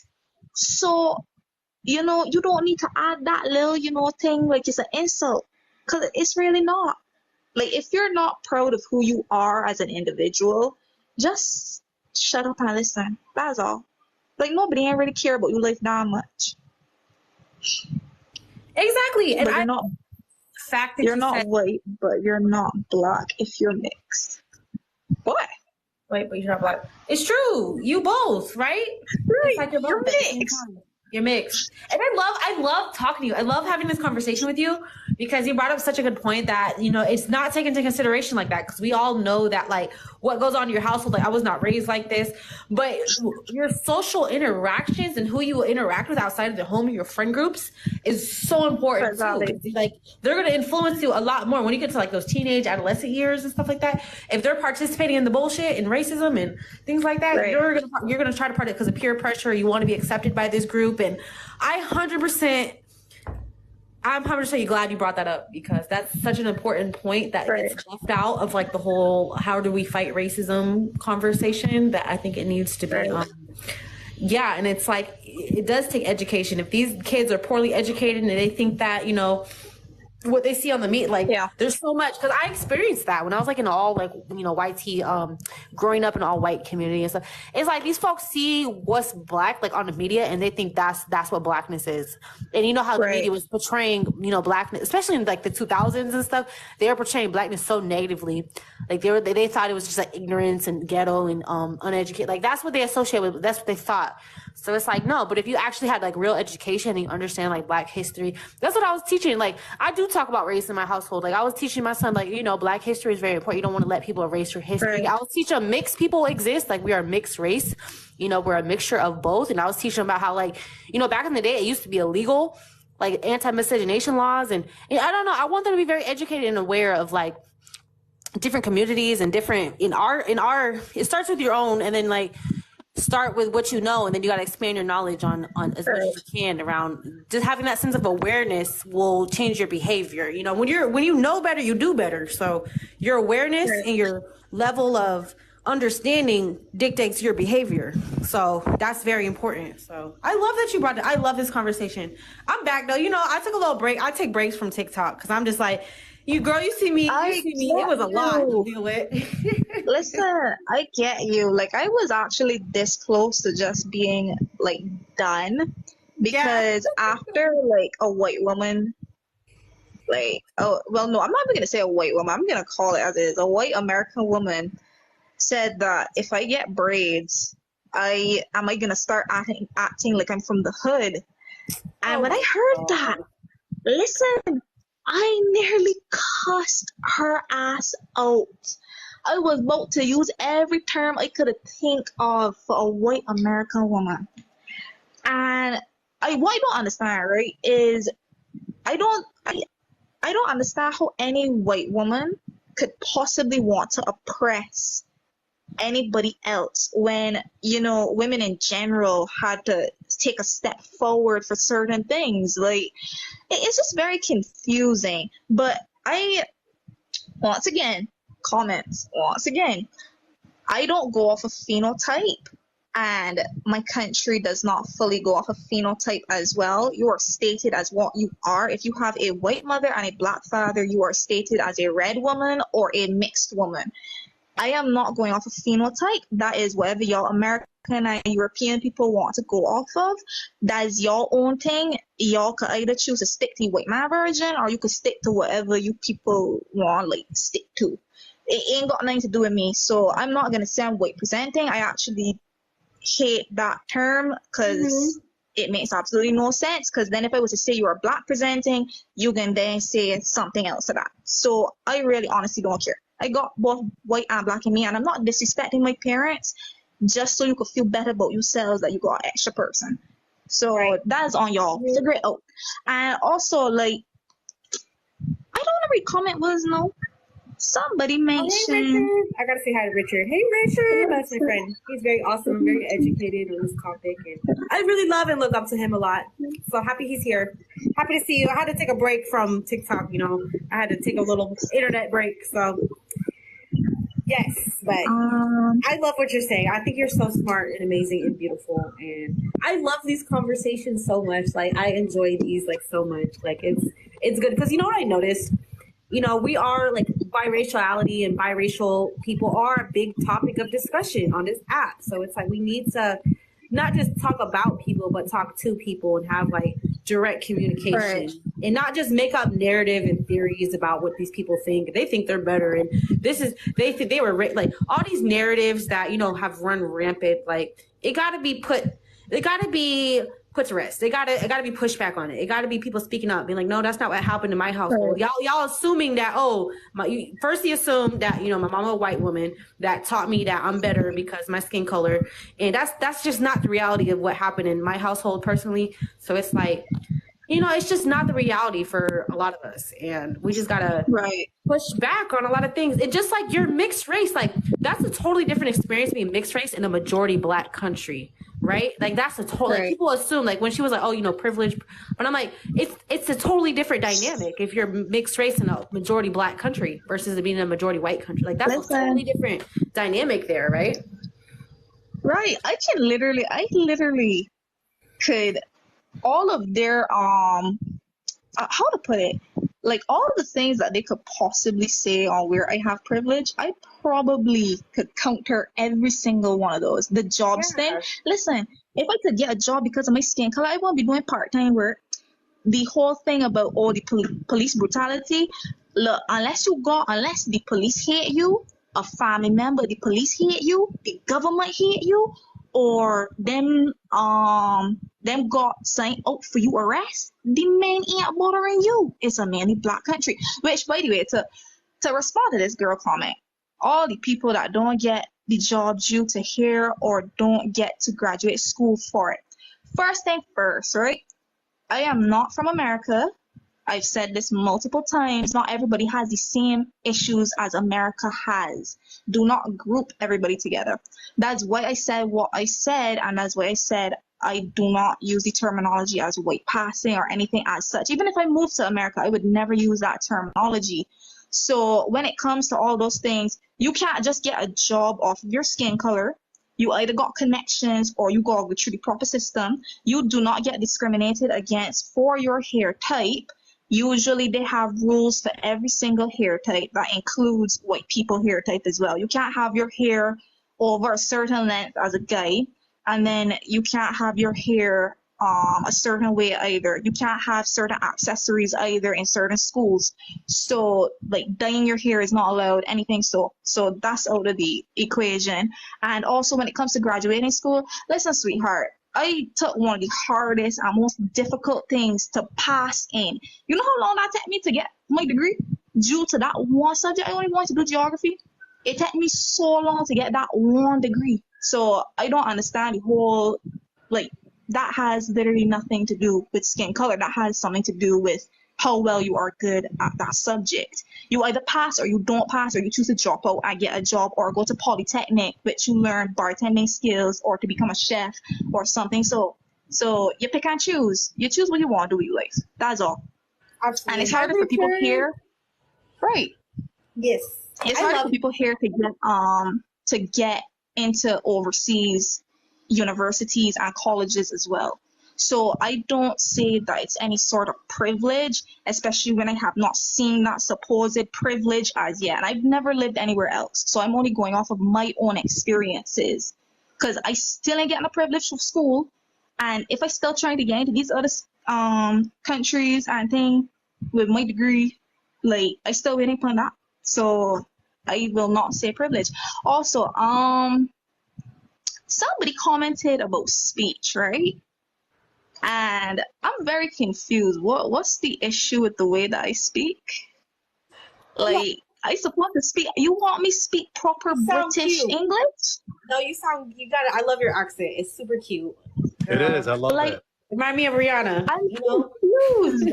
What's wrong with the way that I speak? Like, I know that I'm not gonna speak proper British English, and there's nothing wrong with that. And maybe I would do it if it's a tourist, because tourists tend not to understand if you speak too fast. Who said that? I got a lot of people. I don't be catching every comment, but no. Actually, it's fun once they're not being racist. Once they're not being racist, then you don't need to block people. But let me talk to Richard. Hey, Richard, good to see you. Always a pleasure. I'm at the mall right now with my coffee. We're just chilling. I got my coffee. So, how are you? I'm wonderful. I'm so happy to hear from you. You know, too, sweet. I miss my sister. I took my little mental health break. You know, I got to be on here in a good mental state, good positive energy. So, you know, I took my little break, but I enjoy being on here. I really love these conversations, and I'm happy that, you know, everybody's engaging with it. And I learned so much from you guys. You guys are so smart and educated, and I just love soaking up like knowledge, and like from you guys, it's so like riveting. I love it. Well, you know, it's like, you know, we talked about this before, is it's all about, you know, learning, teachable moments. You know, we all can learn from each other. There's a lot of things I still learn. Learning is lifelong, right? And it's not to like, you know, bash anyone or belittle. It's just to help us to grow intellectually, spiritually, emotionally as a people, if that makes any sense. Absolutely. So what do you think about this topic? Because remember, I was on here and I was like, okay, should biracial people have our own category? And then this whole topic of like, biracial people is not a race, biracial people is not a race. So I'm like, okay, are we basically like racially homeless? Like if you guys don't want us to have our own category, because that's basically saying that's causing division. That's what people say, that if we do have our own category, that's causing division. Even though it was called mulattoes back in the day, we did have our own category, like up until the Blue Vein Society, all, you know, all these organizations for mixed race mulattoes, which were, well, they used the term mulatto back then. They did, right? You know, biracial or multi-generational, but they were still all mulatto. I don't see it as separating. See, this is the thing is, now, I heard some of your discussions, and again, just speaking just from my own experience, I'm not saying mine's right. It's just, this is my narrative, but some people may agree, some may disagree, and I'm okay with that. I don't believe in divisions because we have more in common than we have differences, but at the same time, if we're all the same like a salad, we're all cucumbers, that'll be boring as hell. You got to have some diversity somewhere. So I tell people there's nothing wrong with celebrating our likeness, but also our differences too, because that's what makes us unique and that's how we grow. If we're all the same, like how are you going to grow when we're all thinking the same? It's like, no. Absolutely. You need diversity, you need different paradigmatic views, different belief systems, different experiences, etc. But when people say race, again, not saying I have all the answers, but just from my years of studying anthropology, I just know that race doesn't scientifically exist. It's a social construct. It's a made up thing. Now, genetic markers do exist. So, for example, certain ethnic groups, again, if you look at your family of origin, if all your ancestors come from, let's say, Somalia, now there's certain genetic markers that are endemic to that geographic location. They may have a certain type of phenotype because of mixing or them staying in their own group, which is called endogamy. So some groups, for example, like Horn Africans, are known to be endogamous type people. They kind of stay within their own, as opposed to some groups may be exogamous, where they marry outside for hypergamous reasons, because they want to up the race. People say improve the race and all that nonsense. And then, of course, the polar opposite of that would be hypogamy, where you marry down. But anyways, a lot of times people say, well, what race? Race doesn't really exist, though. Like genetic markers, yes. But when people say, biracial is not a thing, that's not true, because we have two cultures and two parents just like you do. So if you have two parents, what makes you think yours is supreme over mine? You may have one culture you're celebrating and I have two. What's the difference? And here's something else too I have to throw out there is a lot of times people say, oh, I'm black. I'm like, but what ethnicity are you identifying with? Is it Ghanaian? Is it Nigerian? Is it Nigerian from Niger? Or is it from Nigeria? Is it from the Republic of Congo? I always laugh when people say black culture. What is that? That's an American made up thing. Because our original ancestors came from West Africa, Ghana, all those countries. So those family, if you were to say our family of origin, they have culture because they have a native language. They have their own food or cuisine and their religions in most respects. But those people really have a culture unique to a specific country. America is just a made up thing. It's an amalgamation of different cultures. And we speak English. English is not an African language. It's a European language. And so is Spanish from Spain. So I always laugh when people say, oh, I'm black. I'm like, well, what ethnicity are you? Like black what does that mean? Just like when you say when you're white, are you German? Are you Spaniard? Are you Irish? Are you Dutch? You get what I'm saying? So I think a lot of times people are just misguided about that. And there was another video that I was on, and again, like I said, if people want to learn, fine. I'm always here to learn things too, because I'm growing just like everyone on this panel. But I had somebody in a previous video, I think it was like a month ago, this guy, I don't know who he was, and he was like arguing with me and saying that, blacks come in all shades, and I had to correct him. And I did it in most respectful way. I said, sir, that's really not true. I said, because unless you're talking about West Africans, which most of African Americans descend from, not Horn Africa, very rarely do you see people that descend from Horn Africa that live in America, unless they're immigrants, But I'm talking about like during the slave trade, they came from West Africa. So like Ghana, Nigeria, those countries, the Republic of Congo, Senegal, those countries. So when they have their ancestry DNA tested, you notice those are like consistent countries that come up in their ancestry. But anyways, when they first came here, they weren't light skinned. They were very, very, very dark skinned. And this is why they call them the term feed Negro, which of course is a very negative, degrading thing. But they call them field Negroes, meaning that they weren't mixed. They were very dark skinned, 4C hair, like they had certain phenotypes.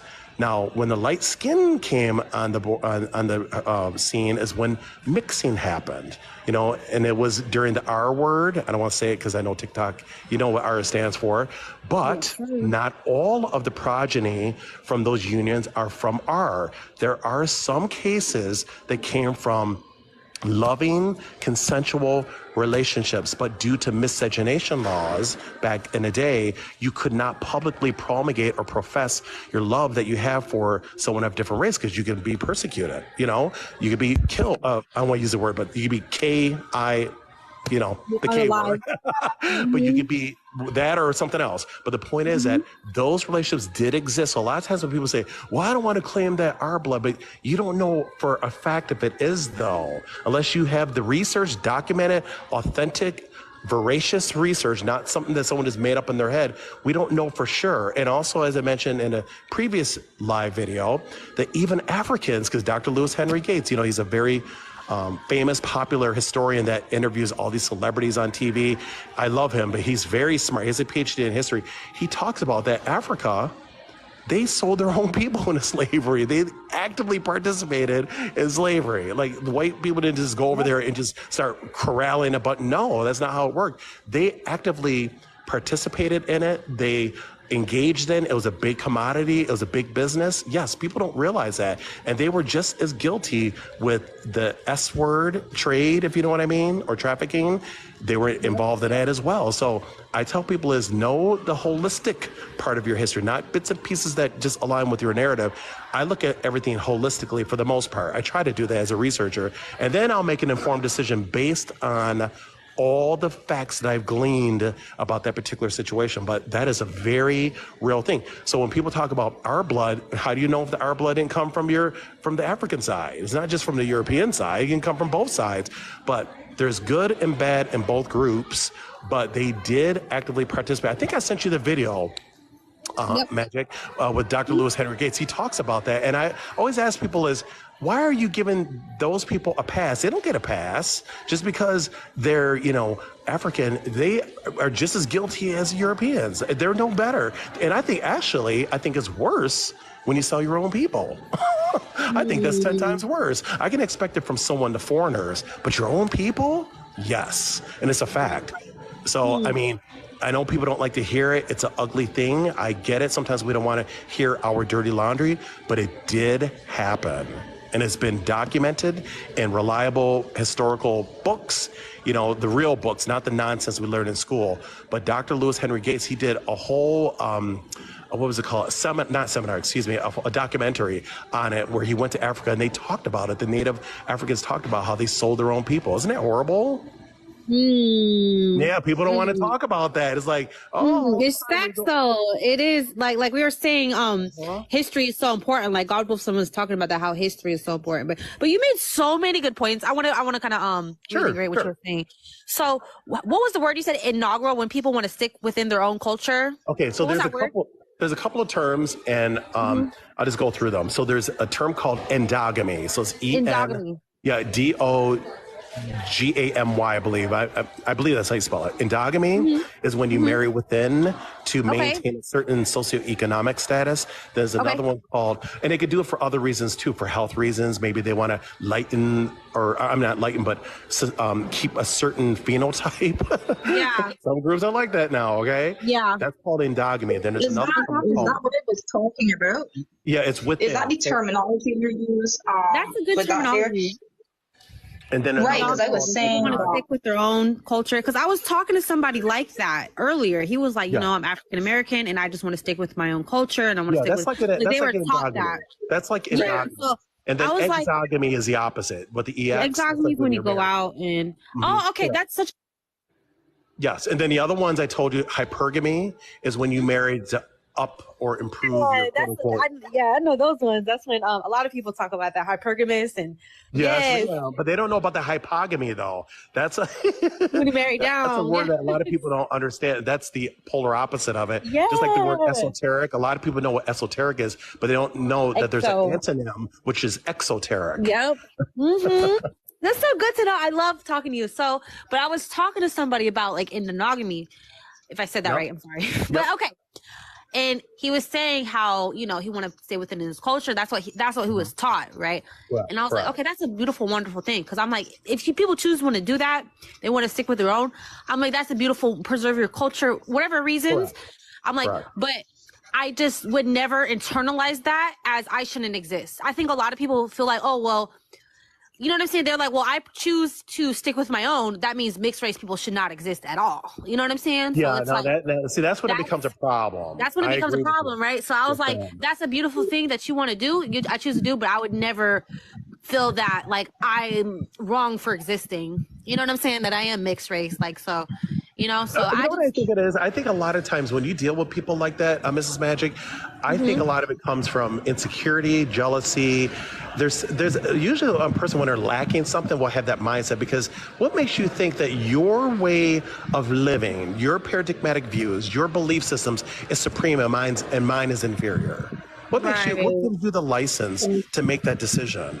Like, who are you to say that I have to eat by 6 o'clock because that's what you're telling me? Want to do, right? Yes. No. I hate that. I know, and it's like that's something that I don't. I can't tell you what to think. I could share what I think. I could share how I feel. I could share things with you. But I can't tell you what to think. I can't tell you what to feel. I can't tell you what's best for your life. And so many people try to force what they think is best on other people. But it's like, no, you can only do what's best for yourself at the end of the day. And it's like, when it comes to people, like, that's such a big topic where it's like, oh, nobody should make race mix. It's all bad. You know, it's all, and it's like, how can you force that? Like, how would you, like, they tried to force that back in the day with the anti-miscegenation laws, and it still didn't work. There were still people like us being created, right? So it's like, you can't control who other people choose to bring. You can't. So it's like, Mrs. Magic, you know what makes me giggle about this whole thing, though? What you're saying is people don't realize that even prior to miscegenation, there was mixing. Mixing is not a new phenomenon. It's not new. It's not So it's unique like, to America. It's been going on for centuries in different countries. And as we talked about before, in Italy, Spain, Portugal, and Africa, like Horn Africa, this is nothing new. And this is why when they have their ancestors, like, I'm like 20% Turkish, all my people come from Italy. It just goes to show that people don't stay in their backyards. People do cross borders. Hello. You know, just like, you know, Canada's what, 30 minutes people from been me. on the move. People do cross borders, and they have children, and the children are of mixed race. And guess what? They're born in those respective countries. So they may say they're Italian, but they're really of mixed race. Am I making sense? I think that's such a left out part of history. It's like how, you know, people were moving around and like this people migrated over here. And it's like, when we think of history, it's like, oh, it was China, and it was Africa, and it was Europe, and it was South. And it was like, there's so much movement and so much. And it's like, of course, mixed race people are going to come about. Like, people are going to leave out. Like, I just hate the fact that we're erased from history. You know what I'm saying? Like, mixed race people existing. And then people act like, it's insulting to me. It really is. I take a lot of pride. You know, I'm like you. I take a lot of pride in my mixed heritage. And one's not better than the other. I have two parents just like everybody else.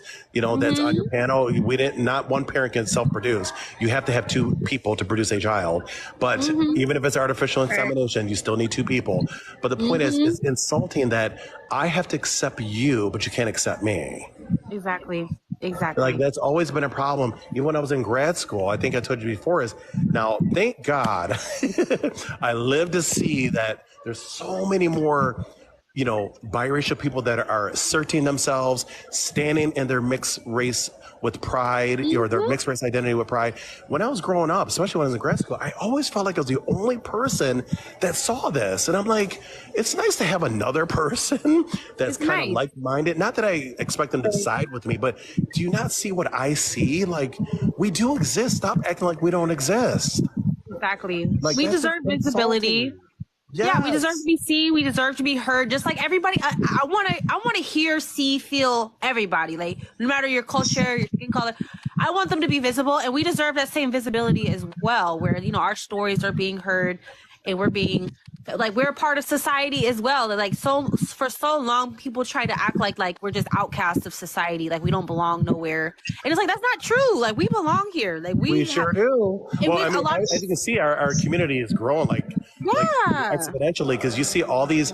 I'll tell you, it's like one day I was on Facebook. I think I had like some extra time on my hands. And I just was typing in like biracial, multiracial. All these groups are coming up. I literally cried. I had happy tears to see that finally our people are taking a stance. They stop trying to tell us who we are. We know who we are, and we're proud of it. And if you don't like it, tough SHIT. But it's just a relief to see it, because I didn't see this growing up. I always felt like, you know, I was like a DP, a displaced person, because it's like people just couldn't identify. Not that I was trying to make it an issue, but I bring to the table two different cultures, like two different experiences, and people try to always throw you in one group. I'm like, but that's not fully who I am, because I also have another side. So it's always that battle back and forth for years, especially when I was in grad school. And I'm like, you guys are old enough to know, at least be open-minded instead of being closed-minded, But it just feels good that finally, even like in the medical profession, my doctor, I won't say his name, but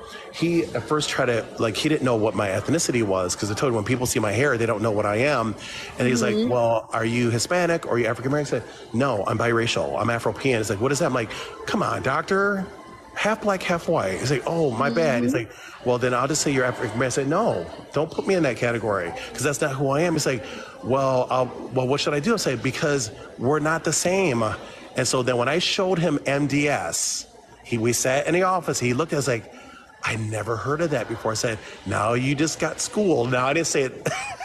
I didn't say it like that, but I just said, doctor, I respect you and your education, your credentials, but you're not omniscient. Where there's always teachable moments. Like, I've never heard of that before. I said, now you can share this with your medical colleagues that MDS, myelodysplasia syndrome, is a very real thing. He's like, so you're telling me that in order, if you need a bone marrow transplant, it has to be another biracial person of the same mix? I said, absolutely. Absolutely. I said, and I sent them the videos. He said, Miles, thank you for sharing that. I had no idea that was a real thing. I said, now you do.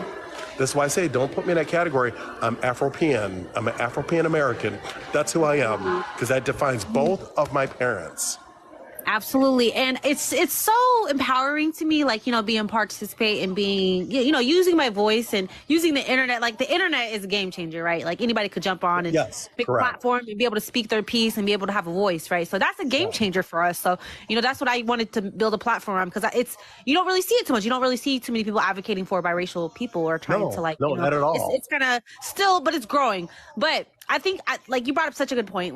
You made me realize that I think a lot of us because I hear this a lot, where do we belong? Where do we belong? But it's that's not something, we are so important to society, just like everybody else, right? We got to realize our importance and how we do belong. It's just that's from racism. That's from racist people saying, oh, because you're half and half, that means you belong nowhere. We got to stop internalizing that. We belong here and we're important into this fucking society. That's something I internalized. I felt like I was worthless. You speak, sister, my beautiful sister. Listen, I love you so much. You made me hug, my baby. Yes, you are. Listen to you, girl. No, because that's something I dealt with. I felt like I had low self-worth and self-esteem because I'm like, oh, because I don't fit in anywhere, I don't belong anywhere. I felt like I became I withdrawed from society because I felt like society didn't want me because I'm mixed race. Oh, no, that hurts me. But I'm like, no, fuck that. Well, right? listen, we love you and we're glad you're here. You hear me?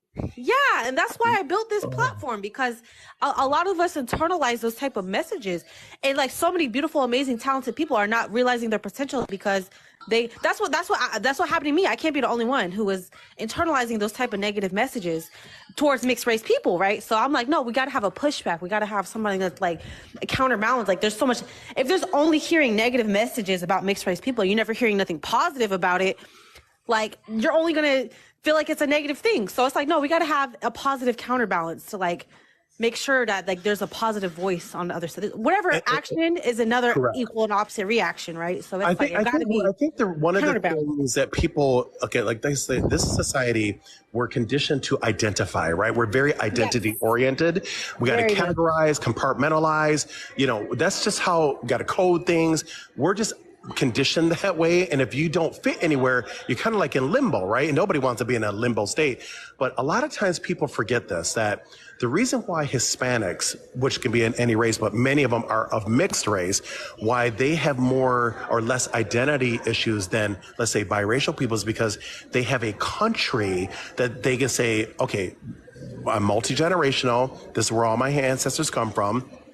We do speak another European language, which is Spanish from Spain, but we come from Puerto Rico, even though we're still mixed race, but we have identity, we have food, we have, Spanish language is not the indigenous language. That's another thing. People, I don't know why people don't understand. Spanish is not the original language of Puerto Rico. It's in Taino Indians. It's not Spanish. Spanish is a European language, and some people that are, I guess, a little maybe ignorant and don't know much about their culture because they're not opening up a book, they would realize that's not the original language. It's the Tainos that live there. But anyways, but they still have culture. They have a language. They have their own cuisine, music, etc., religion. So they have identity. So this is why a lot of times they have less. I'm not saying they don't have problems, but I'm talking about disproportionately, biracial people have more identity because we don't really have a country that we have our, a specific language, our own, food, music. You get what I'm saying? Like, okay, I have a friend. I'm sorry. I just want to say this one last thing I just want to say real quick, and then I'll shut my mouth. I have a friend. His name is Jose. He's a client of mine, and I'm not going to say his last name, but looks very much like me. Like, we could pass for brothers. He had his ancestry DNA test done, and he's almost 50-50. I think he's like 48% African, West African, and the other half is Iberian, which is Spanish or Portuguese, and a little bit of native or indigenous, but very similar to me because, I'm half white, half black as well. Only difference is his is Spanish and Portuguese, mine's Serbian and German, but it's still all Europeans. But we look very similar. And he was like, man, so I'm biracial. Like, you really are biracial. You're just multi-generational. He's like, but I don't really have identity problems. And we talked about something because you have a culture, a country that you were born in, your family, your ancestors, until you go back to Spain. But my point is, he has multi-generational family that live in Puerto Rico, and he has a language, food, music, etc. So he's not going to have so much a problem with identity like somebody like myself because we don't really have a country. I mean, we do in a way, but we don't have a specific country. Am I making sense? So much sense. Yeah, so this brought is up why so many we're good still points. both mixed race. That's the only difference is you have a culture more that you can identify with versus me. I'm an American, like we're all Americans, but I don't have a specific country though that has its own unique history, language, etc. We all speak English. 100%. You brought up such a good point because I love what you brought up earlier about like MGM people, about how the main narrative around, MGM people, and they have to reject like that white tea blood because it was a form of grape. But it's like you said, you don't really 100% know for a fact because there was consensual, beautiful relationships going on that was completely consensual and completely all throughout the 1900s, right? It was like all throughout, there was so much. We don't 100% know that was what it's from, but that's what everybody 100% assumes that's the only option that it can't be nothing else, right? Nobody's even open to the fact that maybe it was consensual, So I think that's something that's important. I'm sorry. Yeah, I don't want to piggyback off what you just said. And Miss Magic, you are speaking so much good stuff today. This is a great live video, by the way. But I want to tell you is that people, and I know, I'm not saying they're doing it on purpose, but I always tell people is, listen, you don't have to have PhDs and all this stuff, but just listen to what people say and just try to think before you say something to the best of your ability. Listen, I made mistakes too. We all make mistakes. But a lot of times people use absolutistic language and it drives me nuts. When people say all, or they say world or society, that's absolutistic language. You can't say that because there's over 1 billion people on this planet. And I always tell people is, you always say, oh, the world sees, you can't speak for every person. I never received your questionnaire in the mail. Yep. And I disagree with you. So the proper thing to say is some people. Now that would be correct. But you can also say some people will not see you this way. Now that's correct. But I hate when people say, oh, well, Meghan Markle, the world sees her. What do you mean world? Who told you world? I never received any of your research questions in the mail to ask me how I see Meghan Markle. I see her as a biracial woman. See, now your theory's right out the window. You can't, when people use, I tell people, put on your parking brakes. I want you to think what you're saying. That's not proper. That's not a proper concept. What you should say is some people. Now that would be correct. And then I would say to you is, well, some people will say that, but then I ask them, well, what tribe in Africa looks like Meghan Markle? And they can't name one. Because don't you think if you can't name one, that maybe you're wrong? Right. Maybe you're wrong. All of a sudden they get quiet. I'm like, listen, instead of you pointing a finger at other people, getting upset when people are not taking time to learn about your culture, you're doing the same thing. You don't even know anything about your own culture, and you have the nerve and the audacity to point at other people, especially like with white people. It's like, well, they're ignorant. They don't want to learn, but so are you. You're being ignorant too. You're not taking time to learn about your culture. Like where you come from. Get an ancestry test. Let's start with there, and let's see if the people from those respective countries look like you. And if they don't, let's analyze why they don't look like you. Don't you think maybe it's because you have some other ancestry that you have in your gene pool that you maybe don't see or know? It could be lots of variables, but it's just funny how a lot of times people use that language and say all. I'm like, you can't say all. Are you kidding me? Over Facebook, on Facebook alone, I was looking at some of the groups, and if you add them up, the numbers, they have over 1 million members. So remember, you said all people. So what about the million? Did they get excluded from you? Did they get excluded from your research? Come on now, stop. Exactly. The absolute, that is such a good point, because people try to use that when it comes to police. Like, oh, well, you're treated by how, like, how do you know how all police view you? Or all police are going to treat you like shit because they view you as black? Like, that's the assumption that it's like, it's not like that. There's probably biracial police. There's police of all different, we don't know all of the police. It might be some, but it's Mrs. like, Magic, I'm gonna tell you something that's gonna blow your socks off, boo boo. What you just mentioned about the police, you ready? And I'm not proud of this, so I'm not gloating. And anyone that's listening, trust me, because I don't do this anymore, but I used to have a heavy foot because I used to have a lot of sports cards.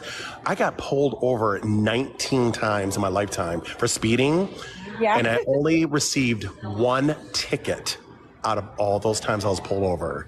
Damn, now, I'm not proud. I'm not bragging now. Anyone that's listening, please don't take it. I'm not, because you shouldn't be doing that. It's dangerous. It's reckless driving. And they were all white cops. And guess the one that gave me the ticket was a black cop. Wow. Yes, man. And it's God's truth. I remember I was in North Carolina. My last ticket, I was driving at an Infiniti G35, and the speed limit was 65. I was doing 92. Oh, Lord. I was doing 92, and now these guys come with their guns drawn because, they figure, why is he driving so fast? And then when they saw me, all of a sudden they put their guns down, and they started being really nice to me. Now, I don't know if maybe they thought I was a threat. I don't know. But would you believe they let me go? And I told everybody about it because, it's a small community. This was in Raleigh, North Carolina, because people, they know each other. This is when I worked for the government. But the Leo's like, Miles, I heard you got pulled over last. I'm like, damn, how'd you find out? But they let me go. And I was driving 92. I mean, I'm not proud of it. But that's I'm not happy true. you're alive. Thank God. But I just want to say this last thing now. Shut my mouth. When people say that police nonsense, again, stop looking for ways to support your narrative to feel better about yourself. The police are not anthropologists, number one, for the most part. And number two is, you can't speak for every incident. You know how many incidents people have around the globe? Unless you have access to every police record, which you don't know what's going on. So you can't, please stop saying the police nonsense. We're biracial, and that's it. Like, stop trying to look for ways to feel better about yourself by saying we're something that we're not. It's just ridiculous. And then when I bust out research to counter them, all of a sudden they get all upset. Why are you upset? Because you know you're wrong. Okay, facts. That is so true. This is good. I love this conversation so much. This is, hey, Lo Breezy. I had to say, hey, hello. Hey, girl. I mean, you feel me though, right? It's like, stop looking for stuff to justify your mislabeling of biracial people. We're not the same. I don't know why what's so hard for you to understand. 50 cents is not the same as $1. Sorry, it's not. Like, stop doing that. That's the problem with, like, American culture. It's like, I don't understand, because it's like we practice individualism where it's like, okay, we're all individuals, but at the same time, we're afraid of differences. Like, how does that work? Like, how can we? But I'll tell you something that's so funny is when people bring up, I always laugh when people talk about their anecdotal. I'm not dismissing it, but research, they sample large populations with approved evaluative instruments. Okay, like they go deep. They are fully replete with resources to conduct a study, whether it's an inductive study, a deductive study, longitudinal, cross-sectional, whatever.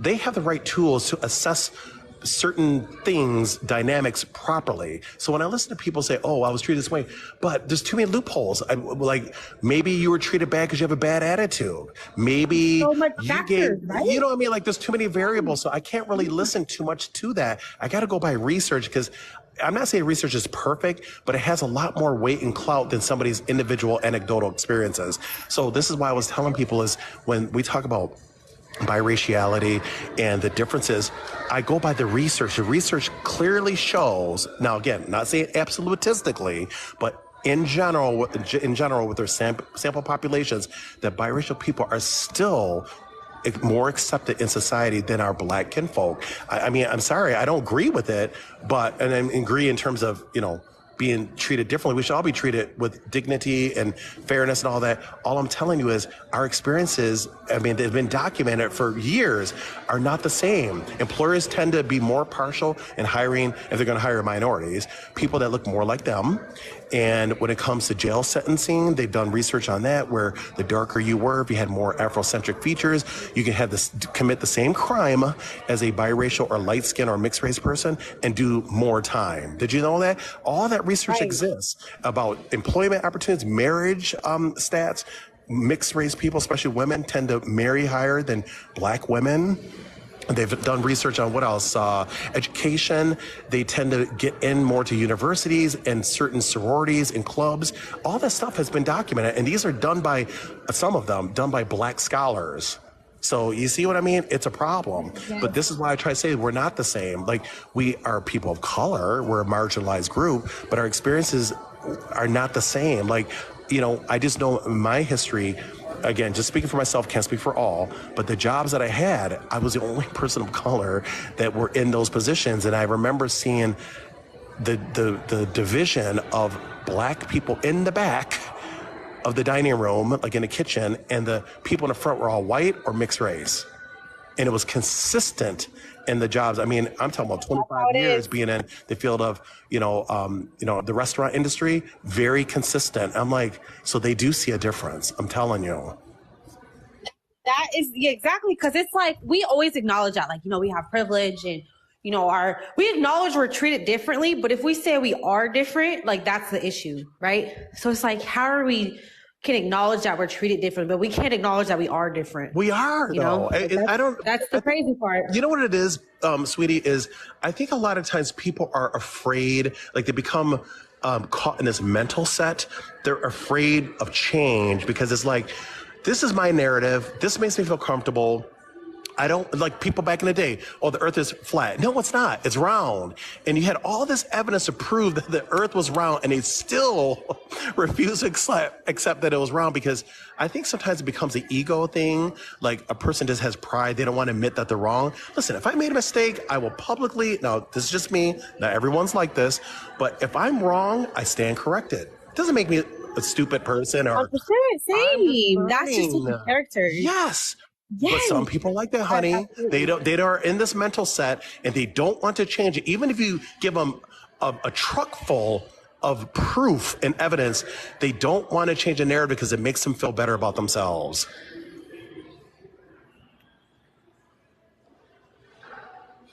And that's 100%. I'm going to talk more. My phone's about to die, and like I said, 2%. I'm frantically looking for my... Well, this was great, and we should do this again. I'm going to call you on Messenger. I got you on Messenger, and I will talk to you, God Wolf, I'm gonna go live later today. I gotta go help my son with his homework, and I gotta go take care of a couple things. But this was the best conversation. I love you guys so much. I feel so happy and inspired and enriched and full of good knowledge. Listen, you are beautiful, Boo Boo. Listen, you're gorgeous. Your family, just stunning family. And listen, you definitely belong. We need you here. Okay. Yes. And we need all of you. All of you guys are important and loved. Heck yeah. Your life is important. You're important. You have somewhere you belong, that you're going to excel, that you're going to grow and thrive. Yes, ma'am. Absolutely. Okay. Love you, Lil Breezy. Right. Love you, God. Love you, everybody. Bye-bye, honey. I love you so much. Bye, God Wolf son. Bye.